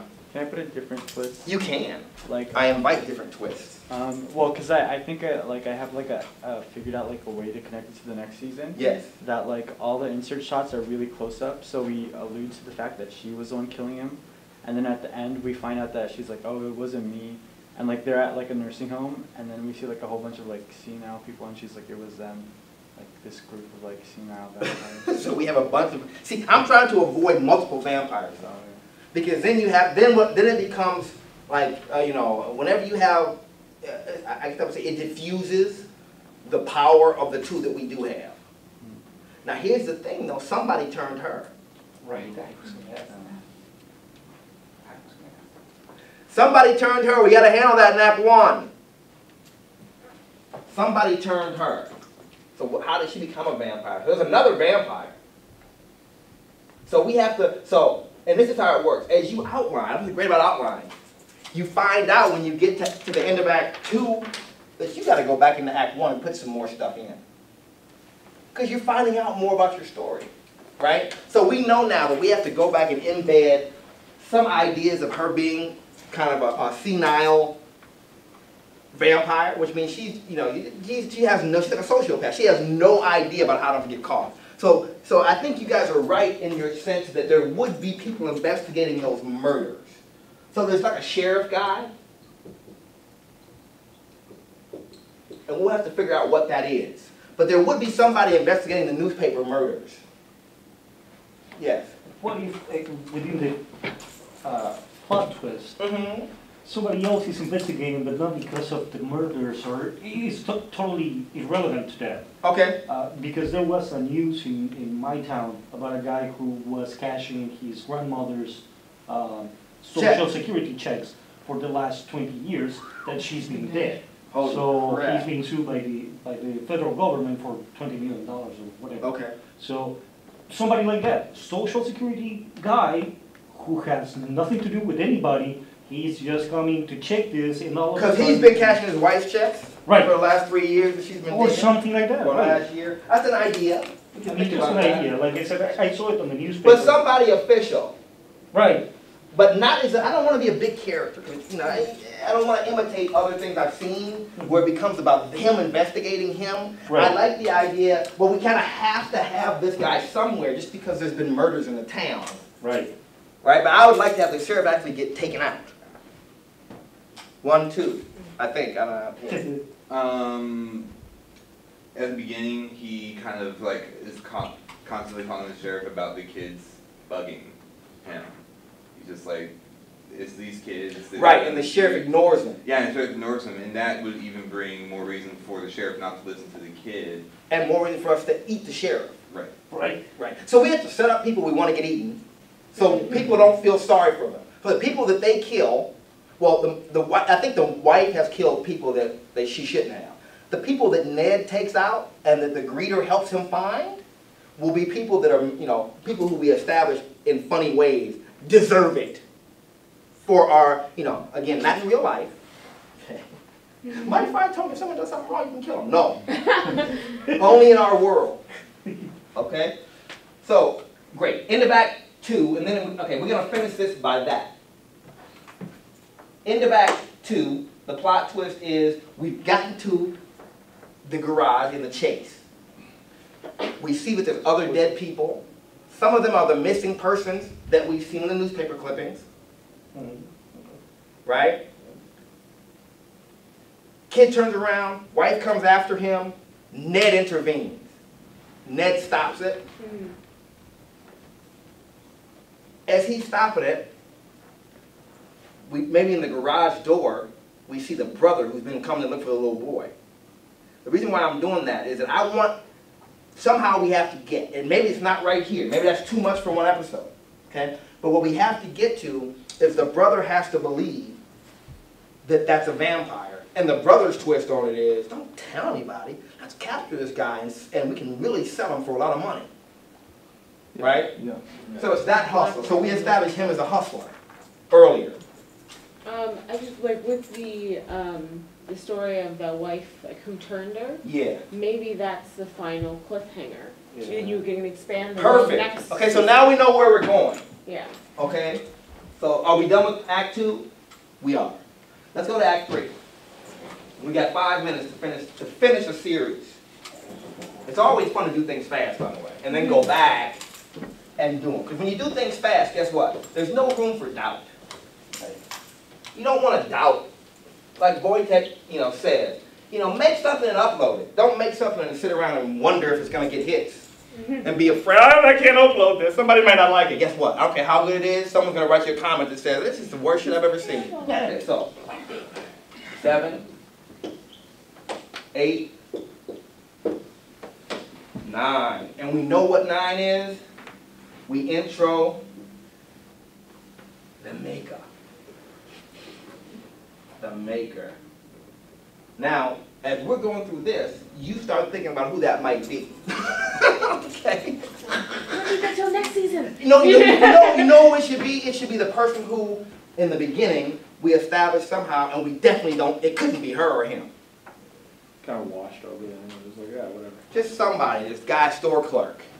You know, like the mom and pop store clerk, or a nice old lady who, you know, we establish somebody in the beginning who's, are they real, you think that's corny? No. Okay, well, you want to make sure it's not too corny. What if it was like someone, you know how they have people that watch over, because she's so senile, they have like one of those people that come in and watch Oh, well, over. her nurse? Yeah, Oh, something like Yes.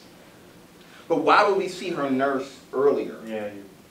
I was thinking And it would have to be somebody who only saw at night. It'd be like the nighttime manager at the Walmart or something. It could be. But I think we just have to, right now, for interest of time, we know it has to be someone established in Act 1, and then we actually see again, for some reason in Act 2, that's benign. Can we use my neighbor? She's creepy. She's got a beautiful garden, but she doesn't do anything else. I mean, you see her, and she Super does creepy. just her, super creepy. And I mean, sometimes she comes to my house and says, hey, you're gonna mow your lawn. I'm like, you can go. What if, Or you can mow my lawn.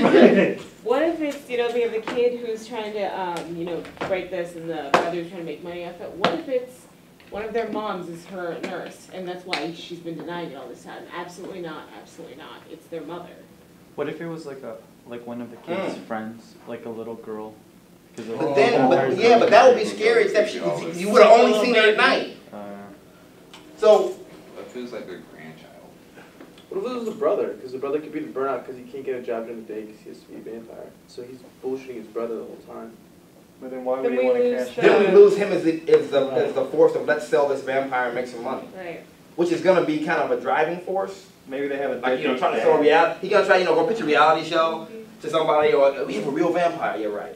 You know, he's actually trying to hustle and sell this idea of there's a real vampire in Little Puke, Arkansas, or wherever the hell we are. So what we know, I'm offending our Arkansas constituents here. So what we know is that we need to establish in this act that the big brother, big bro, gets evidence. And it should be by accident.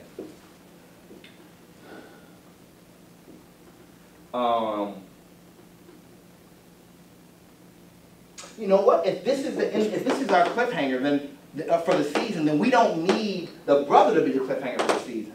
So it might have been good to do a double at the end of Act 2. She's the killer. Ned saves her. Brother is looking. Oh, you know what we do? We have the brother looking for him. Somebody help me here. Yeah, well, like We did want to. Oh, sorry. The little brother has been trying to investigate, and like he just reluctantly goes and looks for him, and like while he's out doing this, he just like finds like because Ooh. Okay, so little brother. I'm going off of what you just said. I'm just moving fast. Little brother. Remember, little brother, wife, Ned are all in the garage. You can't let the little boy go. He's standing there with two vampires. He knows who you are and what you're doing. So it's little brother, wifey, who is just drooling over this little kid. He has to tie her up.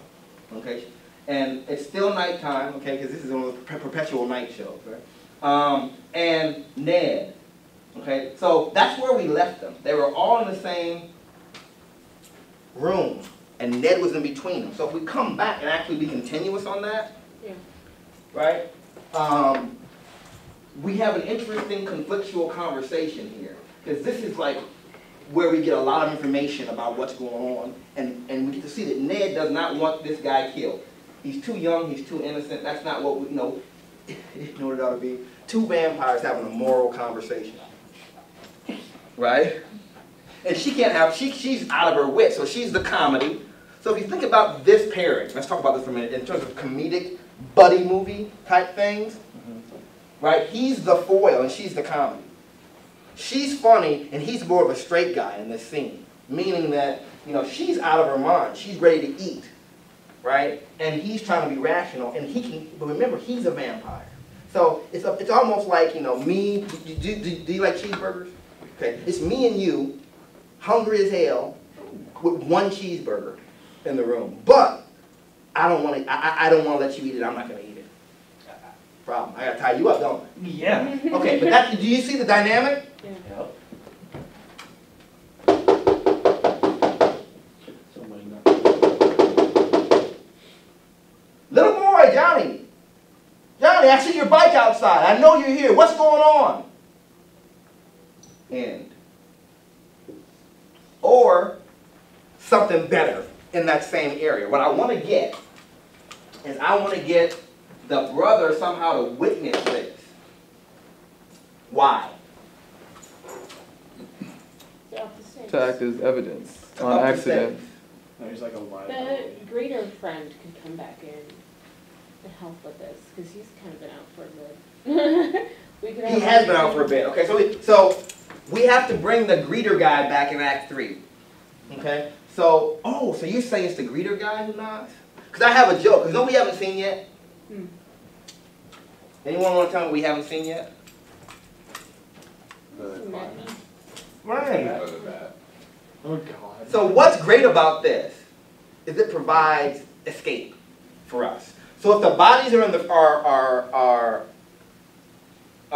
you know, I don't know, we got to figure out the whole body situation.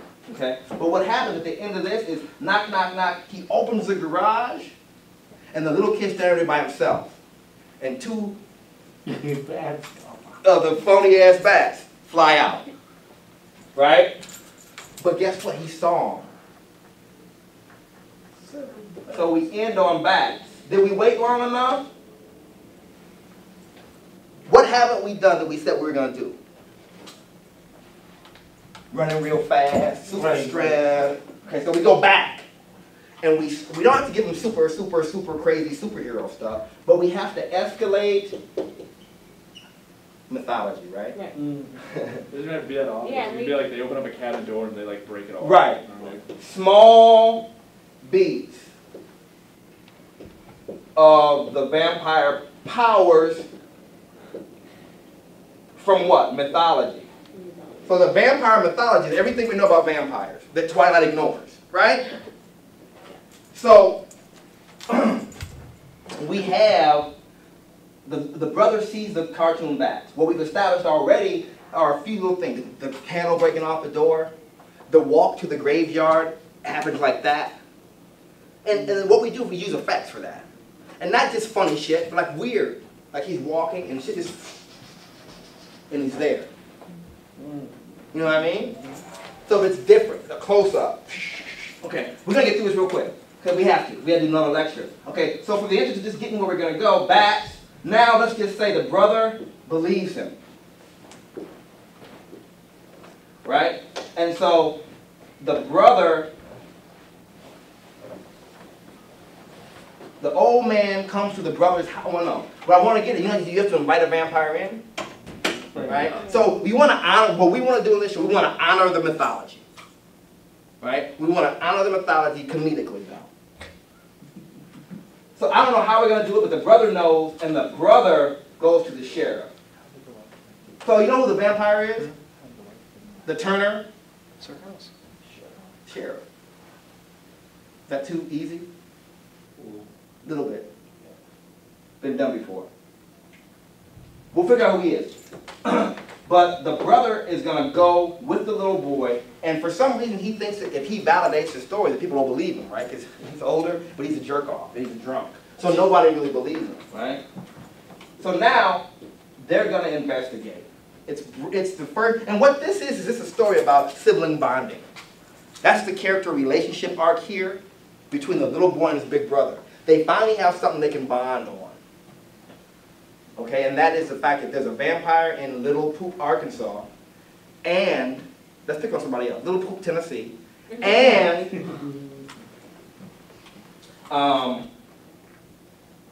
they're going to team up to find him. They've never done anything together.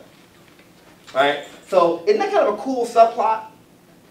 So they're after him, they're going to get evidence, but what else are they going to do? They're going to make steaks, right? They're going to go to, they're going to go for the first time ever to a Catholic church and steal some holy water in a canteen.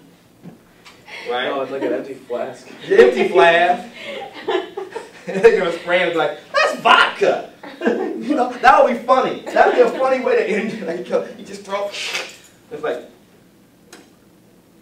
that's vodka. You know, something like that. Drunk flask. Yeah, so what we've established that the guys are drunk, right? That's good. It's a funny way to do it. Okay, so they're gonna go out there as a team. They're gonna maybe corner him and maybe have him to kill him, and we're gonna intro this guy. And that's going to be the end of the season. The end! Let's clap for each other.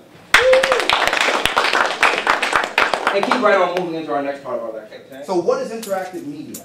Okay, technically, this is going to be a real fast lecture. Okay? Technically, what we know, unfortunately, is this. Right? That's what we know about interactive content. Right? What do we know about it? We know that you can vote on American Idol and pick the next semi-good pop star who will last a short period of time and fade away into the ether. Right? So you can do that. So most of America thinks interactive, and they think that they have to get on they have to text in a number to pick somebody who's going to win. And that is part of it. Okay? However, YouTube offers more. It offers something relatively new that I think you've already kind of talked about. And really, how can the audience participate?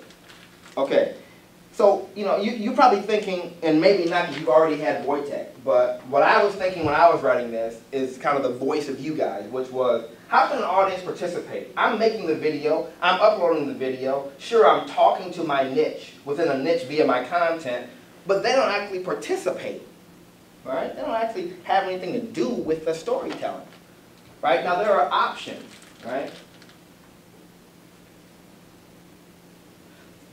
Audience always has the opportunity in engaging content to participate simply by living vicariously. That's kind of lame, though, for this lecture, right? Because that's any piece of content, right? If it's really good, I'm actually thinking I'm the guy. I'm participating in the story, but that's abstract participation. That's not literally, I can't play with you or with the content.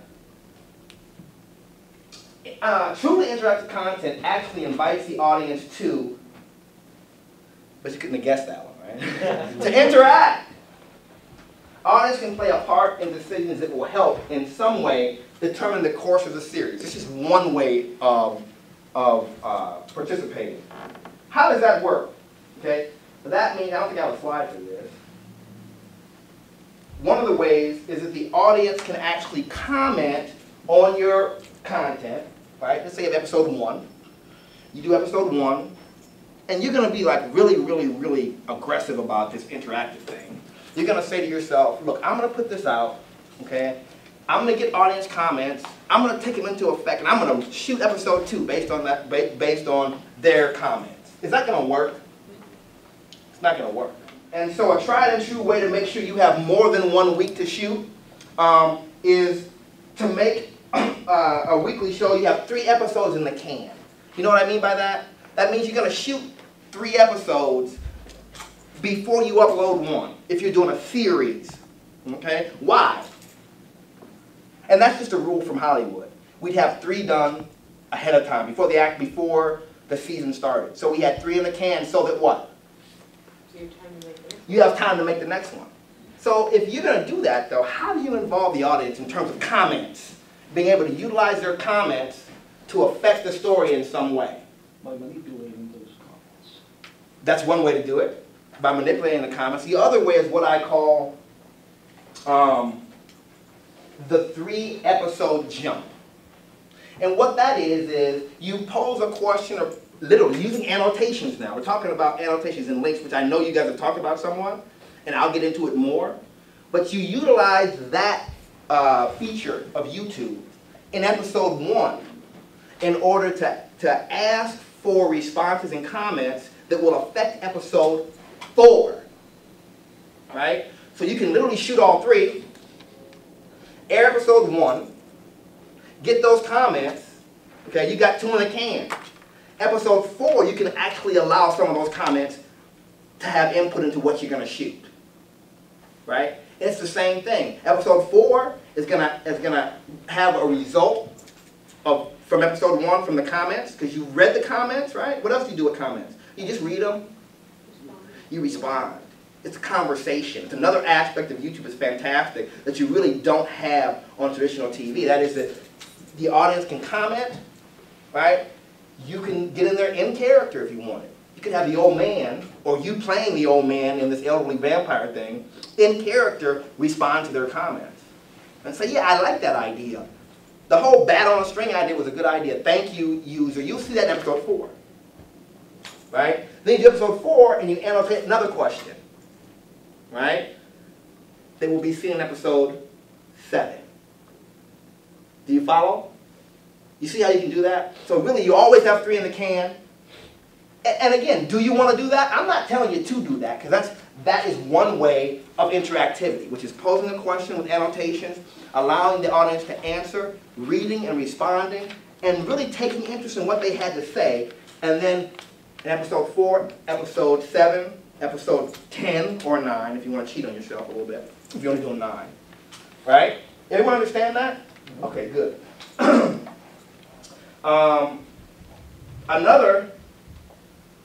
You give the audience a chance to choose what happens by making a choice from options. So really, this is about a decision-making process by using annotations to give them a choice to link either to content choice A or B. So what that looks like, I think I have an example of that. Wait, I do later on. But what that looks like is literally a choice. You've all seen it. A, right? B, right? Now, the result of that, though, is called branching. Okay? So the answer to this is something called branching. You know, what's branching? Branching is when you literally shoot multiple scenes depending on what they choose. And I'm going to show you an example, actually, which might be better. Let's just show you. So let's find the branching example that I had. That's not it. But those are choices. This is from YouTube. So what did I do to you guys? And you have different things you can click on, and depending on what you click on, you go to a different story answer. Okay? The problem with that is you have to shoot all these different videos that are going to reflect their choices. So if you have 2 choices at the end of an episode, you can either pick, I'm going to go to the store, or I'm going to go to the park. That's go to the store or go to the park. Click on. Audience clicks on park. Then you have to have shot the video of you going to the park. And you have to have shot the video of you going to the store. That branches off. So the choices are there.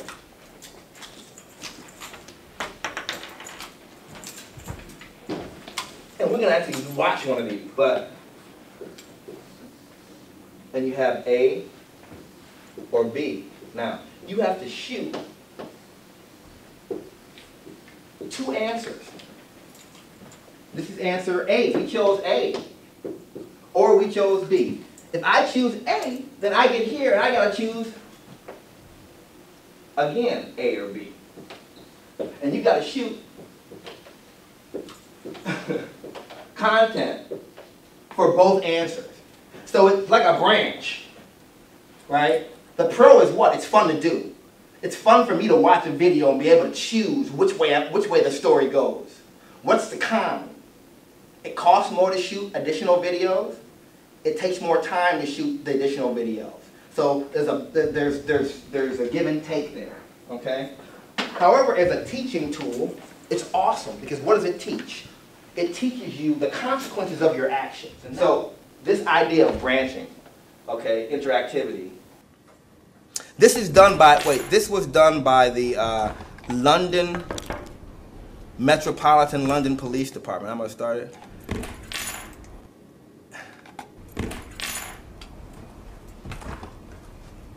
For Drop the Weapons campaign. Characters are still cool. The way they're shooting is first person, which is kind of cool. Mate, how's it going? You all right? Cool young guys, supposedly. Come on, man. It's going to go up tonight, big time. take the knife? I'm asking you. Everyone who wants to take the knife, raise your hand. Everyone wants to leave the knife? Okay, let's take the knife. So they shot both. They shot don't take the knife. We're gonna do this. Be fun. Sorry. And they're real short. They're real short because you get to shoot so many.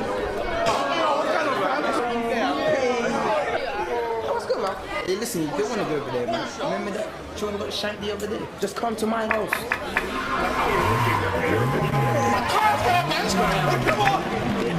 Come to my house or what? Go to your friend's house or ride with the group talking about the argument. Everyone who wants to go to your friend's house, raise your hand. Okay, you guys are adventurous.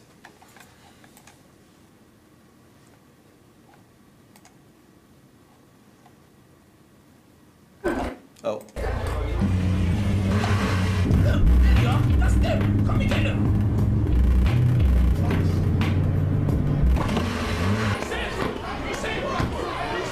What are you doing? Come on, mate. Watch the fight, but don't join in. Join the fight, leave the fight. You freaking delinquents. Living vicariously, come on.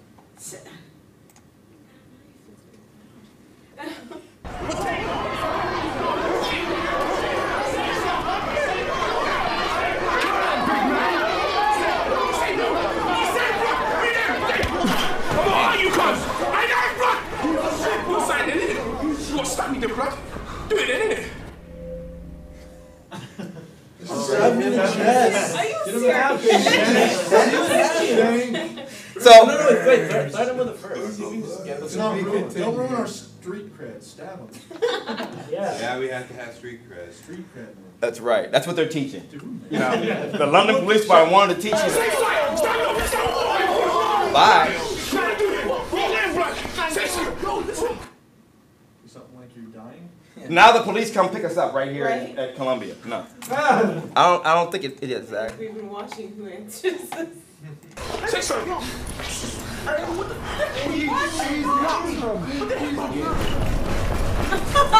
Exactly.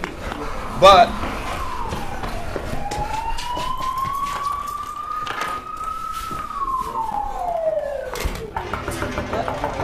We've also seen a young man entering this address. There he is.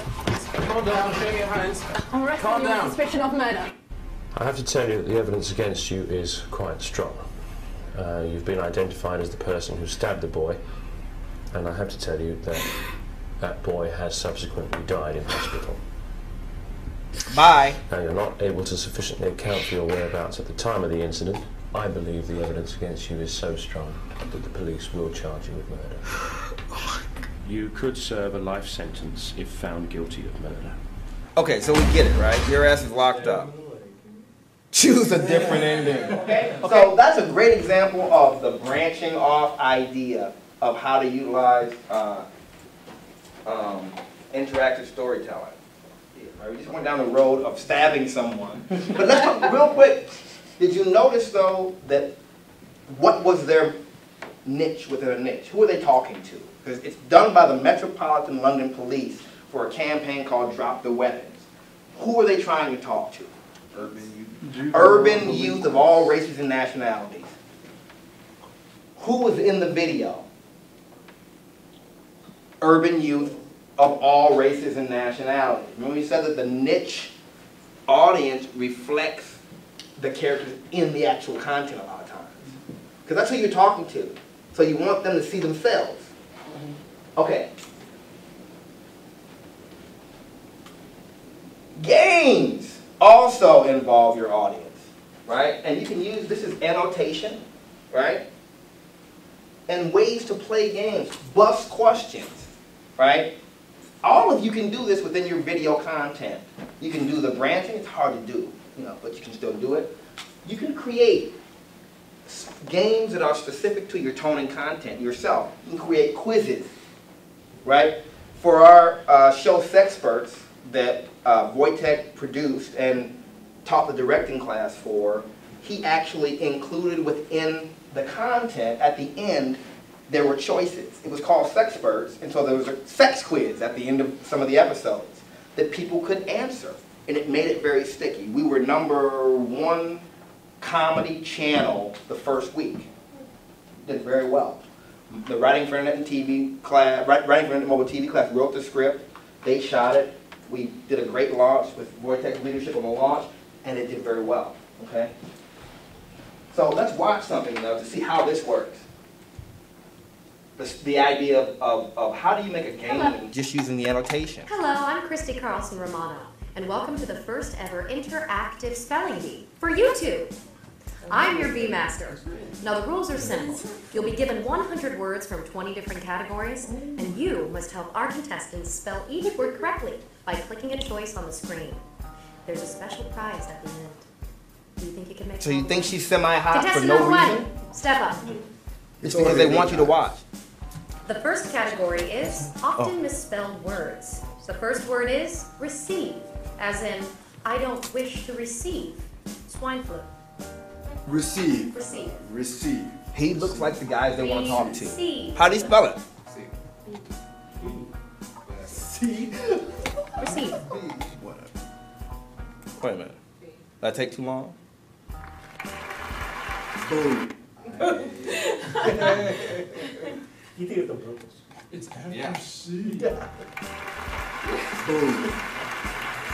The next word is consensus, as in, we have reached the consensus Let's get it wrong. that you should wear a shirt. Can I get a spell check? So they put in jokes. Okay. That check would be made out. That's definitely how you spell it.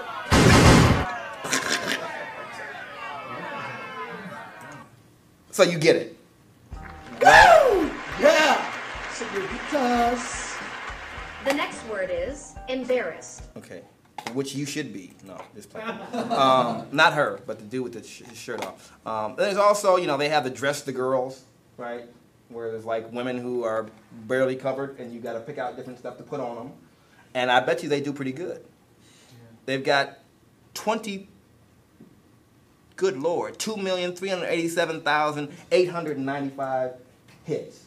Wow. Because people want to actually clothe women who are naked on TV. That's definitely not, no, I was being nice.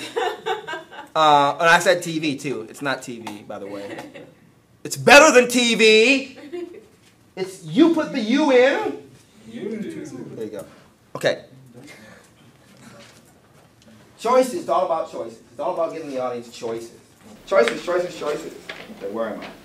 Gameplay did that.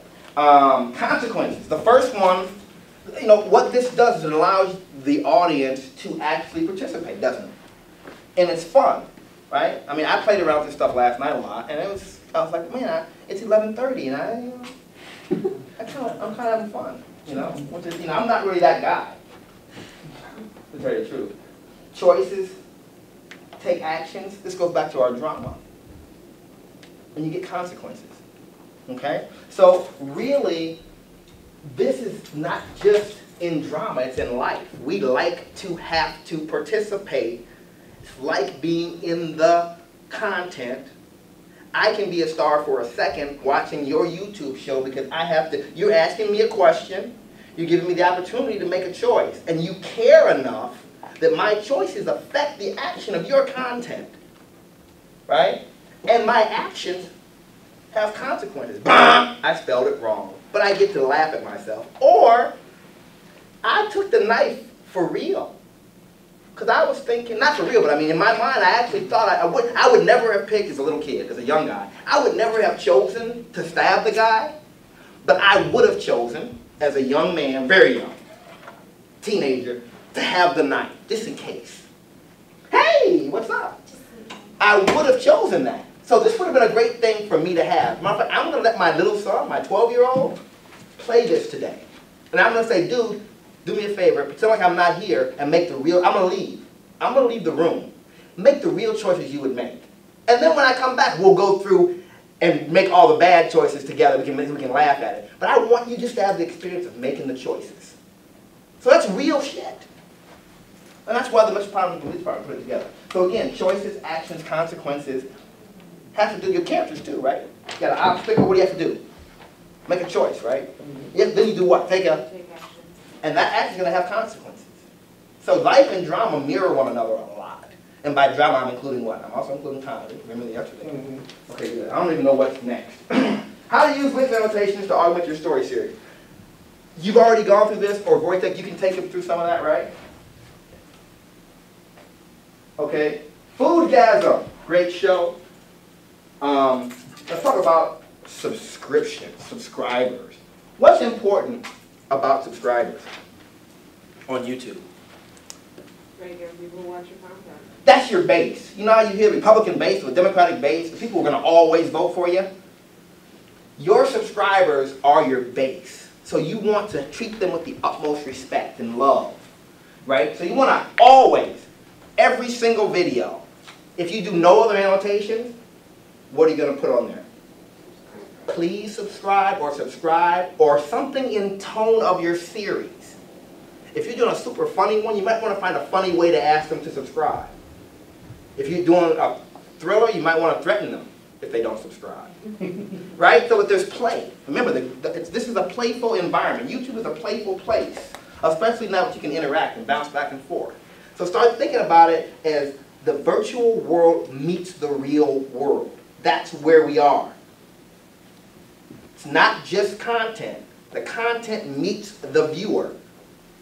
And the viewer then has an opportunity to play with you. And the more you involve the viewer in this idea of reciprocal conversation, right? So you get comments, you respond. You respond to them, I would in character. Okay? Subscribers, you ask for them. When you get them, you take an hour a day and you answer your comments and you do something for your subscribers. What are some things you can do for your subscribers? You can offer them what? You can offer, I don't know if I did, oh, please subscribe. Okay, you see the arrow. Wow, animation. Don't ignore them. That's the worst thing you can do. Is to say, oh wow, I get 47 subscribers. That's not a big number, but I have them, and just keep going about your business. You want to turn those 47 into 147. You want to go to your subscribers, go to their page, and comment on their stuff. Your logo for your show is going to come up when you comment. They're going to know if they're doing their work, which is every day at least an hour, to just answering comments, just playing with their subscribers. Don't ignore them, or you look like that. You turn like an Asian dude with a real cool haircut with a bag. Okay, anyway. How to involve subscribers. Unexpected conversations. The thing about subscribers, and they may be more savvy now, I don't think they expect you to really care enough to come to their house, their page, and participate in their stories, participate in what they're doing. You don't have to do all of them in one day. If you start out, you have 12 subscribers, and you might just have that when you start out. 2 a day for a week. And actually go there and give them some love, and they'll give it back. Okay? Subscriber perks. Okay? You give subscribers things that people who just come to your page and don't subscribe will not have access to. Right? So you give them perks, whatever that might be. You know? What are some perks that you could create by just repurposing what you've already shot? What? Behind the scenes. Some behind the scenes. So that's a good lesson is to always have a camera going behind the scenes. Have somebody there shooting stuff. So that you can edit together some behind the scenes work. And you can make that available to them. What else? We can read, right? What's that say? Bloopers. Bloopers! I love bloopers. You know what a blooper is? It's when the actors make mistakes.